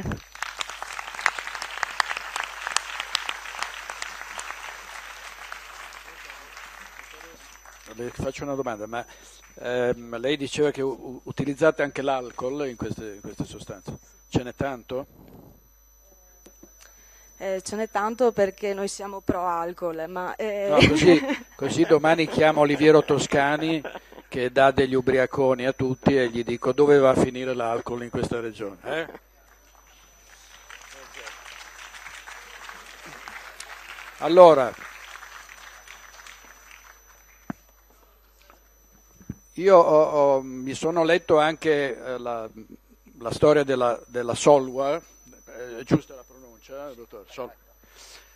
Ed è davvero impressionante vedere come appunto da un'idea può nascere un'azienda, no? Un'azienda che poi viene magari interessa ad un'altra azienda più grande che chiede di poterne far parte, insomma davvero e queste cose in pochissimi anni, perché il dottor Franceschetti, che tra l'altro quando si diceva fate esperienza all'estero, è stato in Perù, in Sudan, è stato in Sud America e quindi voglio dire sicuramente ha attinto da queste esperienze buona parte della professionalità che oggi dimostra, ed è socio fondatore di questa azienda che è nata nel 2012, no? quindi giovanissimo.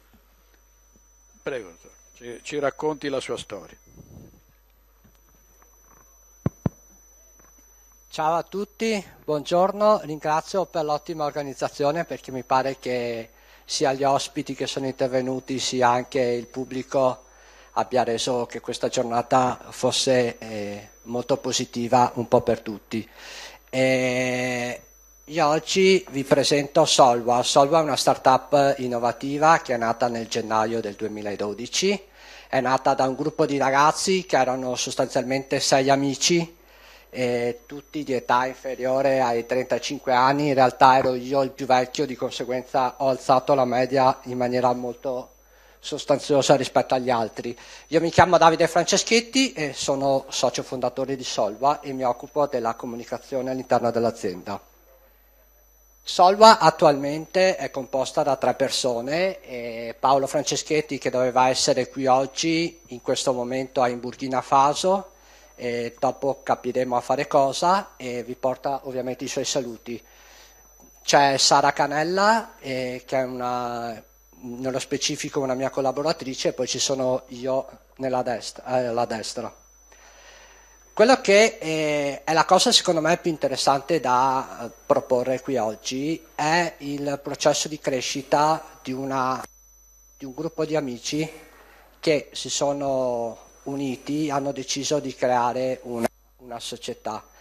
E come potete notare, non so se si riesca a leggere bene, nel 2010 Paolo Franceschetti, che è il socio fondatore e oltre che il responsabile scientifico, ha partecipato ad un incontro come questo di oggi, solamente che nel tavolo delle autorità c'erano alcuni rappresentanti delle Nazioni Unite. Paolo Franceschetti fece una domanda e alla chiusura, quindi magari qualcuno di voi avrà lo stesso iter, alla fine queste persone delle Nazioni Unite hanno chiesto a Paolo Franceschetti, a Paolo, perché hai fatto questa domanda? Che senso aveva? Dopo vedremo che domanda ha fatto. 2010. L'idea di Paolo Franceschetti diventa innovazione per lo sviluppo dell'umanità assieme ad altre 7 a livello mondiale. Nel maggio 2011 Paolo Franceschetti, assieme ad altre persone, riceve il premio come innovazione dell'anno del famoso premio MIT di Boston, quindi a livello internazionale. Nel 2012, abbiamo detto, nasce la società sulla spinta emotiva di quello che era successo e dei premi che erano stati ottenuti. Nel 2012, sempre, la società vince il premio Gaetano Marzotto, che oltre ad essere il principale premio nazionale è anche una spinta economica veramente importante per la società. In quell'occasione ci sono stati consegnati 250.000 euro che ci hanno permesso di stare in piedi, di camminare e successivamente di correre. Nel 2013 Solva diventa spin-off dell'Università Ca' Foscari di Venezia, e nel 2014 Solva viene invitata dalle Nazioni Unite come rappresentante delle Nazioni Unite in un viaggio in Senegal per lo sviluppo di un progetto a livello internazionale, sempre come innovazione. A settembre 2014, dopo chiudo questa lista, ma era importante perché se vedete il titolo in alto a destra si chiama Milestone, cioè le cose importanti che hanno segnato la nostra società. A settembre 2014, quindi 5 mesi fa, Solva è l'unica società italiana a rappresentare l'Italia in un premio della Commissione Europea, ovvero la società che a livello che a livello europeo ha creato più relazioni, più network all'interno dei paesi europei. Noi siamo una startup nata nel 2012. A novembre riceviamo l'onore di partecipare ad altre 20 società di tutto il mondo, da Stati Uniti a Israele, a Belgio, a Gran Bretagna, a Brasile, a Giappone, l'unica società a partecipare al premio Francia, al premio Grand Prix dell'Innovation.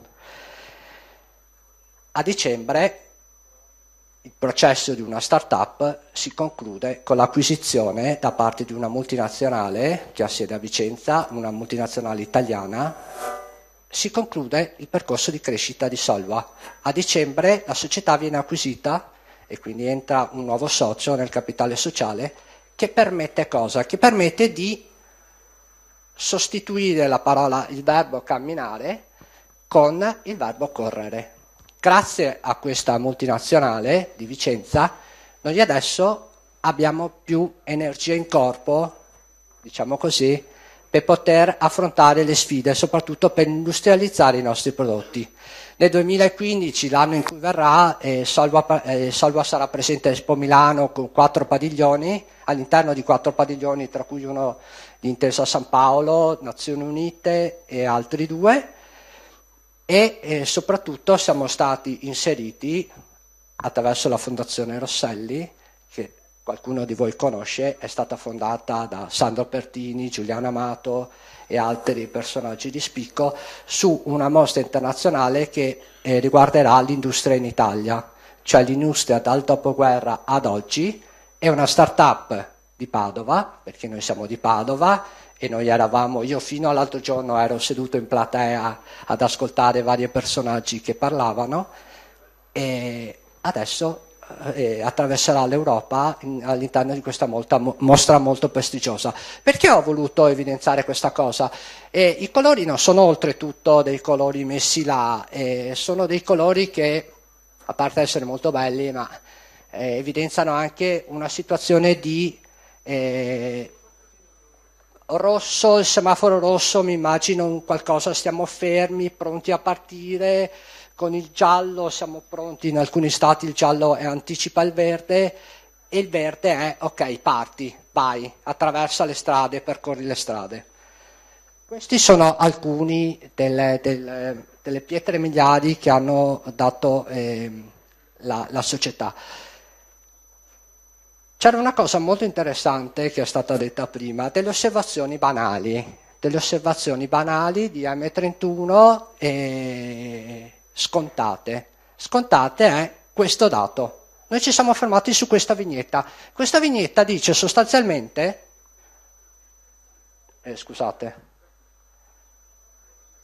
questa vignetta dice sostanzialmente alcune cose, che l'11% della popolazione mondiale controlla l'88% dell'acqua. Dice che 3 milioni e mezzo di persone quasi muoiono ogni anno per problemi legati all'acqua. Questa è un'osservazione, prendiamo un'osservazione. Dice che il discorso dell'approvvigionamento idrico crea più morti che tutta una serie di dati che sono qua esposti. Solva nasce così. Scusate, per cortesia, perché sennò se c'è il mormorio non si sente bene. Partiamo da quest'altra osservazione. Persone in Sudan, nel deserto, in coda per prendere l'acqua da una pompa. Questi si chiamano Safir, sono dei bacini idrici che vengono creati nel deserto e dove confluiscono un sacco di diverse tipologie di persone, quindi dai bambini che giocano a persone che raccolgono l'acqua, a gente che lava i panni e animali che si abbeverano, a foto dell'Uganda in cui i bambini, cioè nostri più o meno coetanei, passano le giornate a fare questo tipo di lavoro. Queste sono foto, non sono state prese dal telegiornale o da internet, sono foto scattate da delle persone che hanno deciso di creare, conoscere il mondo, che era quello che è stato detto in tutta la mattinata, per trovare una soluzione. Da qui nasce tutto quello che è Solva. La cosa qual è? Prima si diceva che Steve Jobs praticamente non ha inventato niente, ha solamente migliorato. Ha migliorato da un'osservazione del ciclo naturale dell'acqua che io l'ho imparato alle elementari. Il ciclo naturale dell'acqua dice che a un certo punto l'acqua dei fiumi arriva al mare, subisce un processo di evaporazione, si creano le nuvole si spostano verso le montagne, incontrano una massa fredda e piove. L'anno scorso è uscito su un giornale locale, il Mattino di Padova, è uscito un titolo con scritto: ma perché se l'acqua arriva dal mare, quindi crea le nuvole, non piove, sale? La domanda è molto semplice, perché il sale pesa di più dell'acqua, quindi il processo di evaporazione fa evaporare solamente l'acqua e non tutto ciò che è contenuto. Cosa significa questo? Significa che in molte regioni del mondo, esattamente quelle regioni che hanno difficoltà nell'avere acqua potabile, hanno anche un'altissima radiazione solare. Uniamo queste due cose. Perché non facciamo evaporare l'acqua in continuazione in modo tale da lasciare le malattie, il tifo, la malaria, il sale del mare, piuttosto che gli inquinanti sulla base, e raccogliamo solamente il vapore che per definizione, l'abbiamo visto prima, è acqua potabile, è acqua distillata. Come Steve Jobs non abbiamo inventato niente perché questa è una cosa che succede da che mondo è mondo. Abbiamo raccolto queste informazioni, le abbiamo pensate, le abbiamo ragionate, abbiamo chiuso all'interno di una serra, una normale serra, il processo naturale, il ciclo naturale dell'acqua. Questo modulo, che racchiude appunto l'evaporazione, è stato dichiarato alle Nazioni Unite come innovazione per lo sviluppo dell'umanità. Da questo non ci siamo fermati al discorso acqua, ma abbiamo inventato tutti i vari prodotti che noi, piano piano, camminando, come abbiamo detto prima, abbiamo cercato di sviluppare. Abbiamo cercato di sviluppare in vari settori, quindi FUTWA intuite, se fate inglese alle superiori, intuite che FUTWA è il discorso alimentare, che irrigua starà per irrigation, quindi un'irrigazione fatta con acqua del mare, leviamo il sale e noi riusciamo a coltivare nel deserto, nelle zone aride, lungo la costa. E tutti i vari altre nuove tecnologie. VUTWA è quello dell'essiccazione del legno, sempre e solo con energie rinnovabili. E una cosa che mi pareva molto pratica e molto anche un po' descrittiva di quello che è il nostro percorso. Non so se si riesce a leggere, qui c'è scritto Perù 2011, nasce la prima serra solare Solwa. Nel 2012 andiamo in Burkina Faso, vedete che la forma è totalmente diversa. Andiamo in Palestina nel 2012 a costruire un impianto, la forma è totalmente diversa. Fino ad arrivare nel 2013-2014 a una serra completamente piatta. Vedete che rispetto alla prima il processo di crescita e di sperimentazione ha portato a un notevole cambiamento, sia nella forma che ovviamente nelle prestazioni, fino ad arrivare a quella attuale che verrà presentata all'Expo di Milano, che è completamente piatta, quindi la gente ci può anche camminare sopra, mentre sotto i suoi piedi avviene un'evaporazione, avviene la potabilizzazione dell'acqua. Questo processo ovviamente l'abbiamo seguito anche per lo sviluppo di altri prodotti. Abbiamo detto che irrigua è lungo la costa, prendiamo l'acqua del mare, quindi acqua che ce n'è all'infinito, che non è utilizzata, attraverso il nostro processo riusciamo a coltivare. Questo è Paolo Franceschetti, questa è una nostra serra. Al di fuori di questa serra, paradossalmente, ci sono i bambini che giocano, è una spiaggia di Roma, a Civitavecchia, i bambini stanno giocando con il secchiello e la paletta. Noi stiamo coltivando verdura dove? In una spiaggia, col terreno di una spiaggia, grazie all'evaporazione e grazie al sole.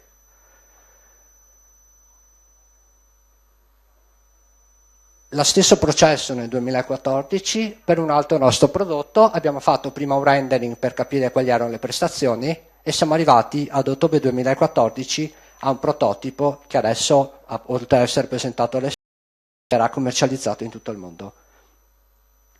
E mi piaceva raccontare questa storia perché tutti i nostri moduli, cioè tutti quei loghetti che avete visto prima, e se volete potete andare nel sito internet a guardare cosa sono, noi li abbiamo messi tutti assieme e abbiamo detto: riusciamo con i nostri moduli a dare vita ad un villaggio, a rendere un villaggio in Africa, in Sud America, in Asia, completamente autonomo, nessun costo per la popolazione, che ovviamente in Africa non hanno la possibilità, non hanno il budget di fare determinate cose.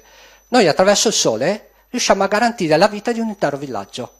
Perché noi prendiamo l'acqua del mare piuttosto che di un pozzo inquinato, la depuriamo per l'utilizzo umano, la depuriamo per l'allevamento. Prendiamo un'acqua salata piuttosto che l'acqua inquinata, la trasferiamo dentro le serre che abbiamo visto prima e riusciamo a creare agricoltura in zone dove la temperatura esterna è di 50 gradi, dove c'è il deserto. Riusciamo ad essiccare il cibo prodotto dalla serra agricola e riusciamo a produrre energia attraverso altri nostri moduli che stiamo sviluppando in questi giorni e rendiamo completamente autonomo. Chi parteciperà all'Expo, il cancello d'ingresso di Expo avrà il padiglione delle Nazioni Unite e questa immagine sarà grande, tutto come questo monitor. Lui è una grossa soddisfazione per noi che siamo nati pochi tempo fa. Qui ho messo un po' il curriculum della società, ma non è una cosa molto interessante.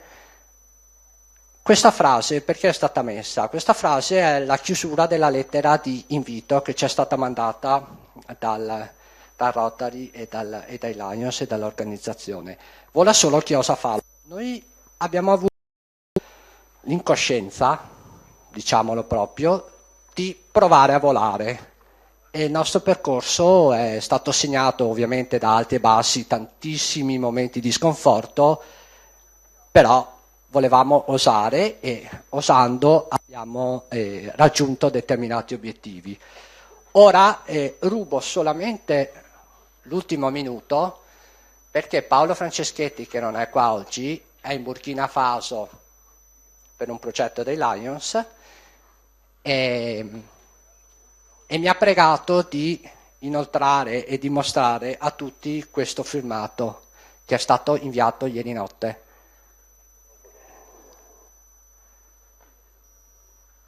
E per noi ovviamente è una grossa soddisfazione. Paolo è andato in Burkina ad installare delle serre solari Solva all'interno in delle scuole dove ci sono ovviamente dei bambini.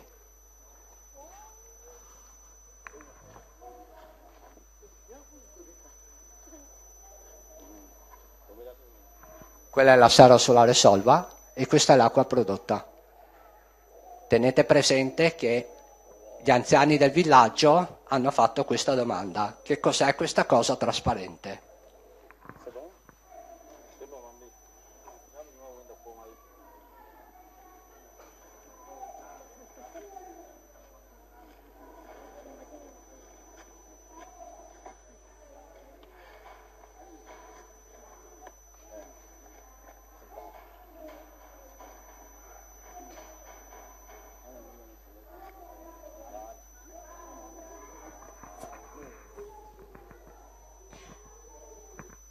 Grazie a tutti.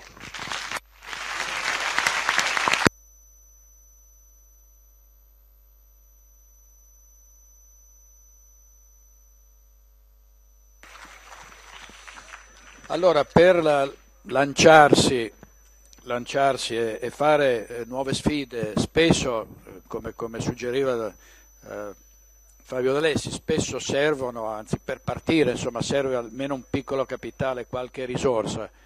E sappiamo che di questi tempi è difficile ottenere degli aiuti dalle banche, però insomma ci sono fondi europei, ci sono banche che sono sul territorio, che fanno la loro parte, anche non sul territorio, insomma, non è che proprio tutti i rubinetti sono chiusi. Quindi di questo credo parlerà Fabio Salviatto, che è presidente della Federazione Europea delle Banche Etiche e Alternative. Purtroppo abbiamo un po' sforato, ma vediamo poi dei risultati. Allora io volevo fare solo due rapide considerazioni rispetto anche alla ricca e interessante dibattito di questa mattina, che più di tanto non riesco a fare, e poi andare proprio sul punto anche delle prospettive e come queste prospettive si possono risolvere. Allora, stiamo per uscire, si è detto un po' questa mattina, da questa situazione di difficoltà, di crisi. Io dico di crisi globale, non è solo una crisi economica, è una crisi finanziaria, è una crisi ambientale, è una crisi sociale, è una crisi etica, è una fase di passaggio, no? Economia si dice in transizione, siamo in questa fase di transizione.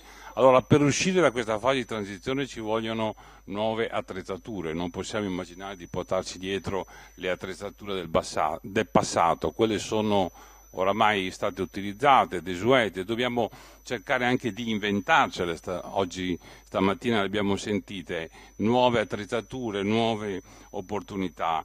Allora c'è una questione di consapevolezza, quindi che si può uscire certamente, ma con attrezzature nuove, con un pensiero, con una modalità, con dei criteri anche, se volete, nuovi.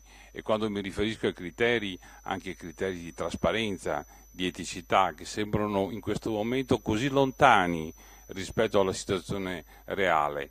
Però bisogna impegnarsi anche su questo fatto. Ecco, mi fermo solo perché io credo che sia molto importante, che non è solo importante uscire, ma come uscire e in che modo, in quale prospettiva.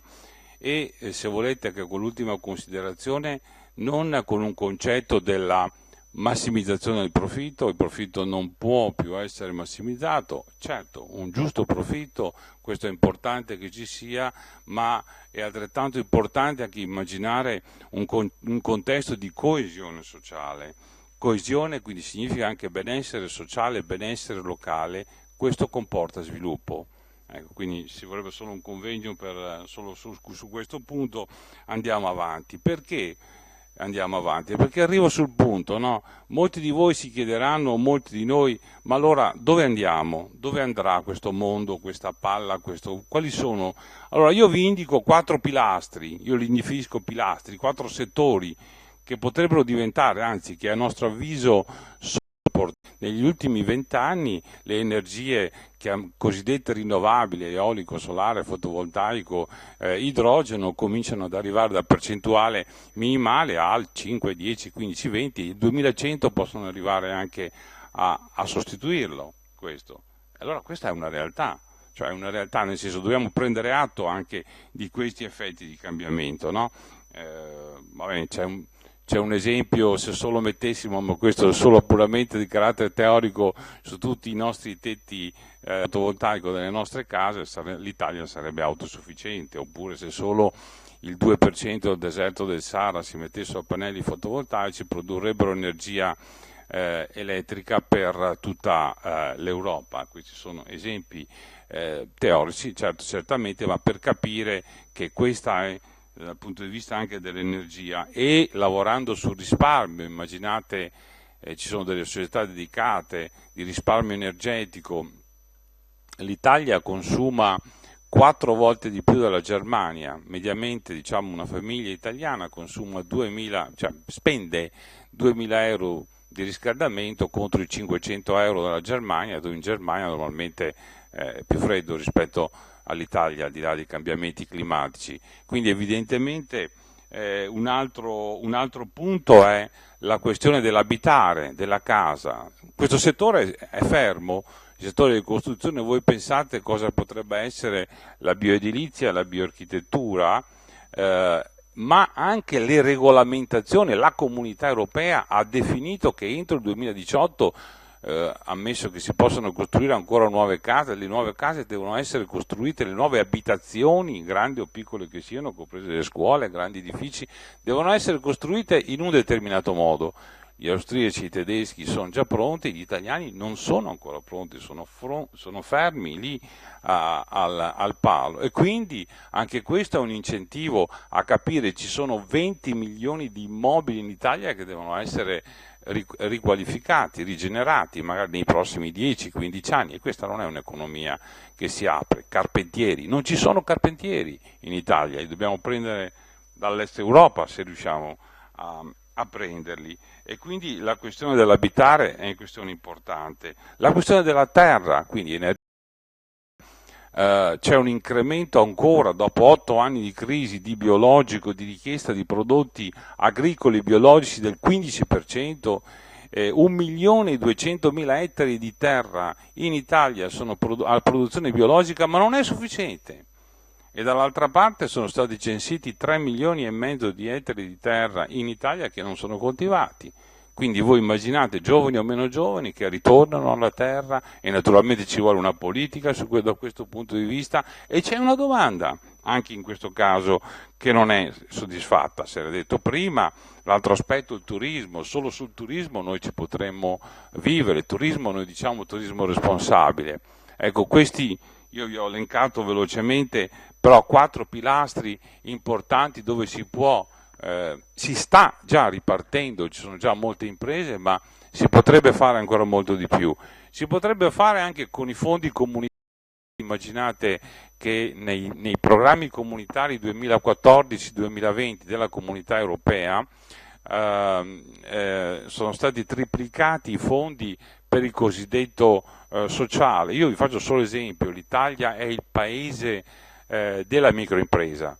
Negli ultimi 5 anni, tra l'altro abbiamo 1 milione di microimprese, micro-medio imprese, negli ultimi 5 anni in Europa sono stati creati l'85% dei posti di lavoro sono stati creati nelle piccole e medie imprese e il 99% delle nuove imprese in Europa sono di piccola e media dimensione. Questo è un dato significativo che quindi conforta quello che è stato detto fino ad ora. Ma allora quello che ci dicono dall'Europa, l'Italia che è il mercato per quanto riguarda le piccole imprese più grande d'Europa, con 1 milione di imprese, non ha, diciamo, nei confronti del cosiddetto microcredito uno strumento dedicato e strutturato. Questo non significa necessariamente una banca, uno strumento strutturato e dedicato. Ci sono fondi, centinaia di milioni di euro bloccati a Lussemburgo, al Fondo Europeo degli Investimenti, alla Banca Europea degli Investimenti, alla Banca di Sviluppo del Consiglio d'Europa, con la quale io mi relaziono periodicamente, rispetto alla quale in tutta Europa si stanno in qualche maniera organizzando, e rispetto al microcredito, quindi alle piccole iniziative, 25.000 euro, 50.000 euro per far partire, quindi se si è parlato di start-up sono fondamentali, noi non le stiamo utilizzando. Il sistema bancario per delle motivazioni anche di carattere pratico, tecnico, che sono anche comprensibili, ma ci sono degli strumenti cosiddetti dedicati, quindi dal punto di vista finanziario ci sono, come ci sono anche sul programma Horizon 2020, abbiamo ritornato alla comunità 9 miliardi di euro che potrebbero essere adeguatamente spesi per lo sviluppo, per questo tipo di sviluppo. Allora, in questo senso la Federazione Europea delle Banche Etiche Alternative ha costruito strumenti dedicati.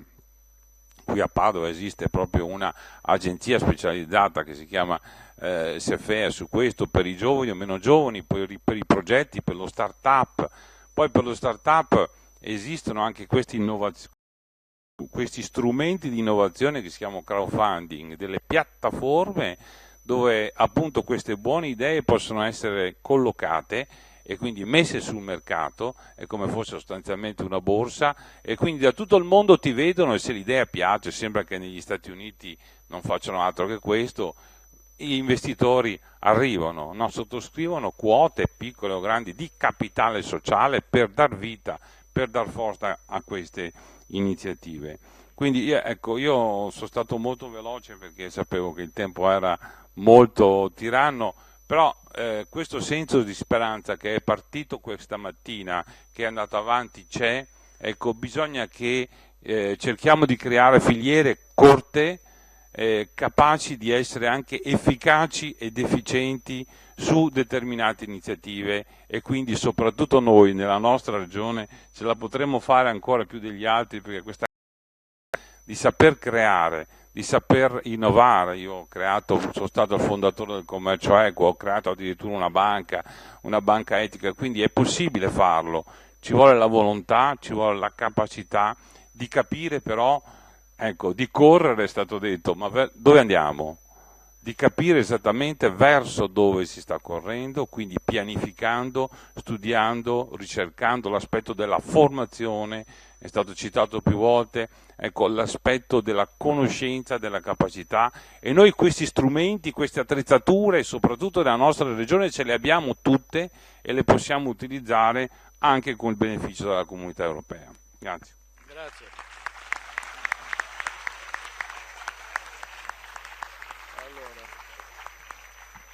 Non so se c'è tempo ancora, chiedo a Marni Campagnaro, non lo vedo, ma mi pare di no, perché dobbiamo chiudere, a meno che non ci sia il Presidente che è prevista la conclusione sua. Il Presidente ha già fatto prima. Se ci sono domande Se qualcuno le vuole fare, ma vedevo che non c'era una grande propensione ad intervenire. Va bene, grazie a tutti, grazie ai nostri relatori e grazie a voi che siete venuti.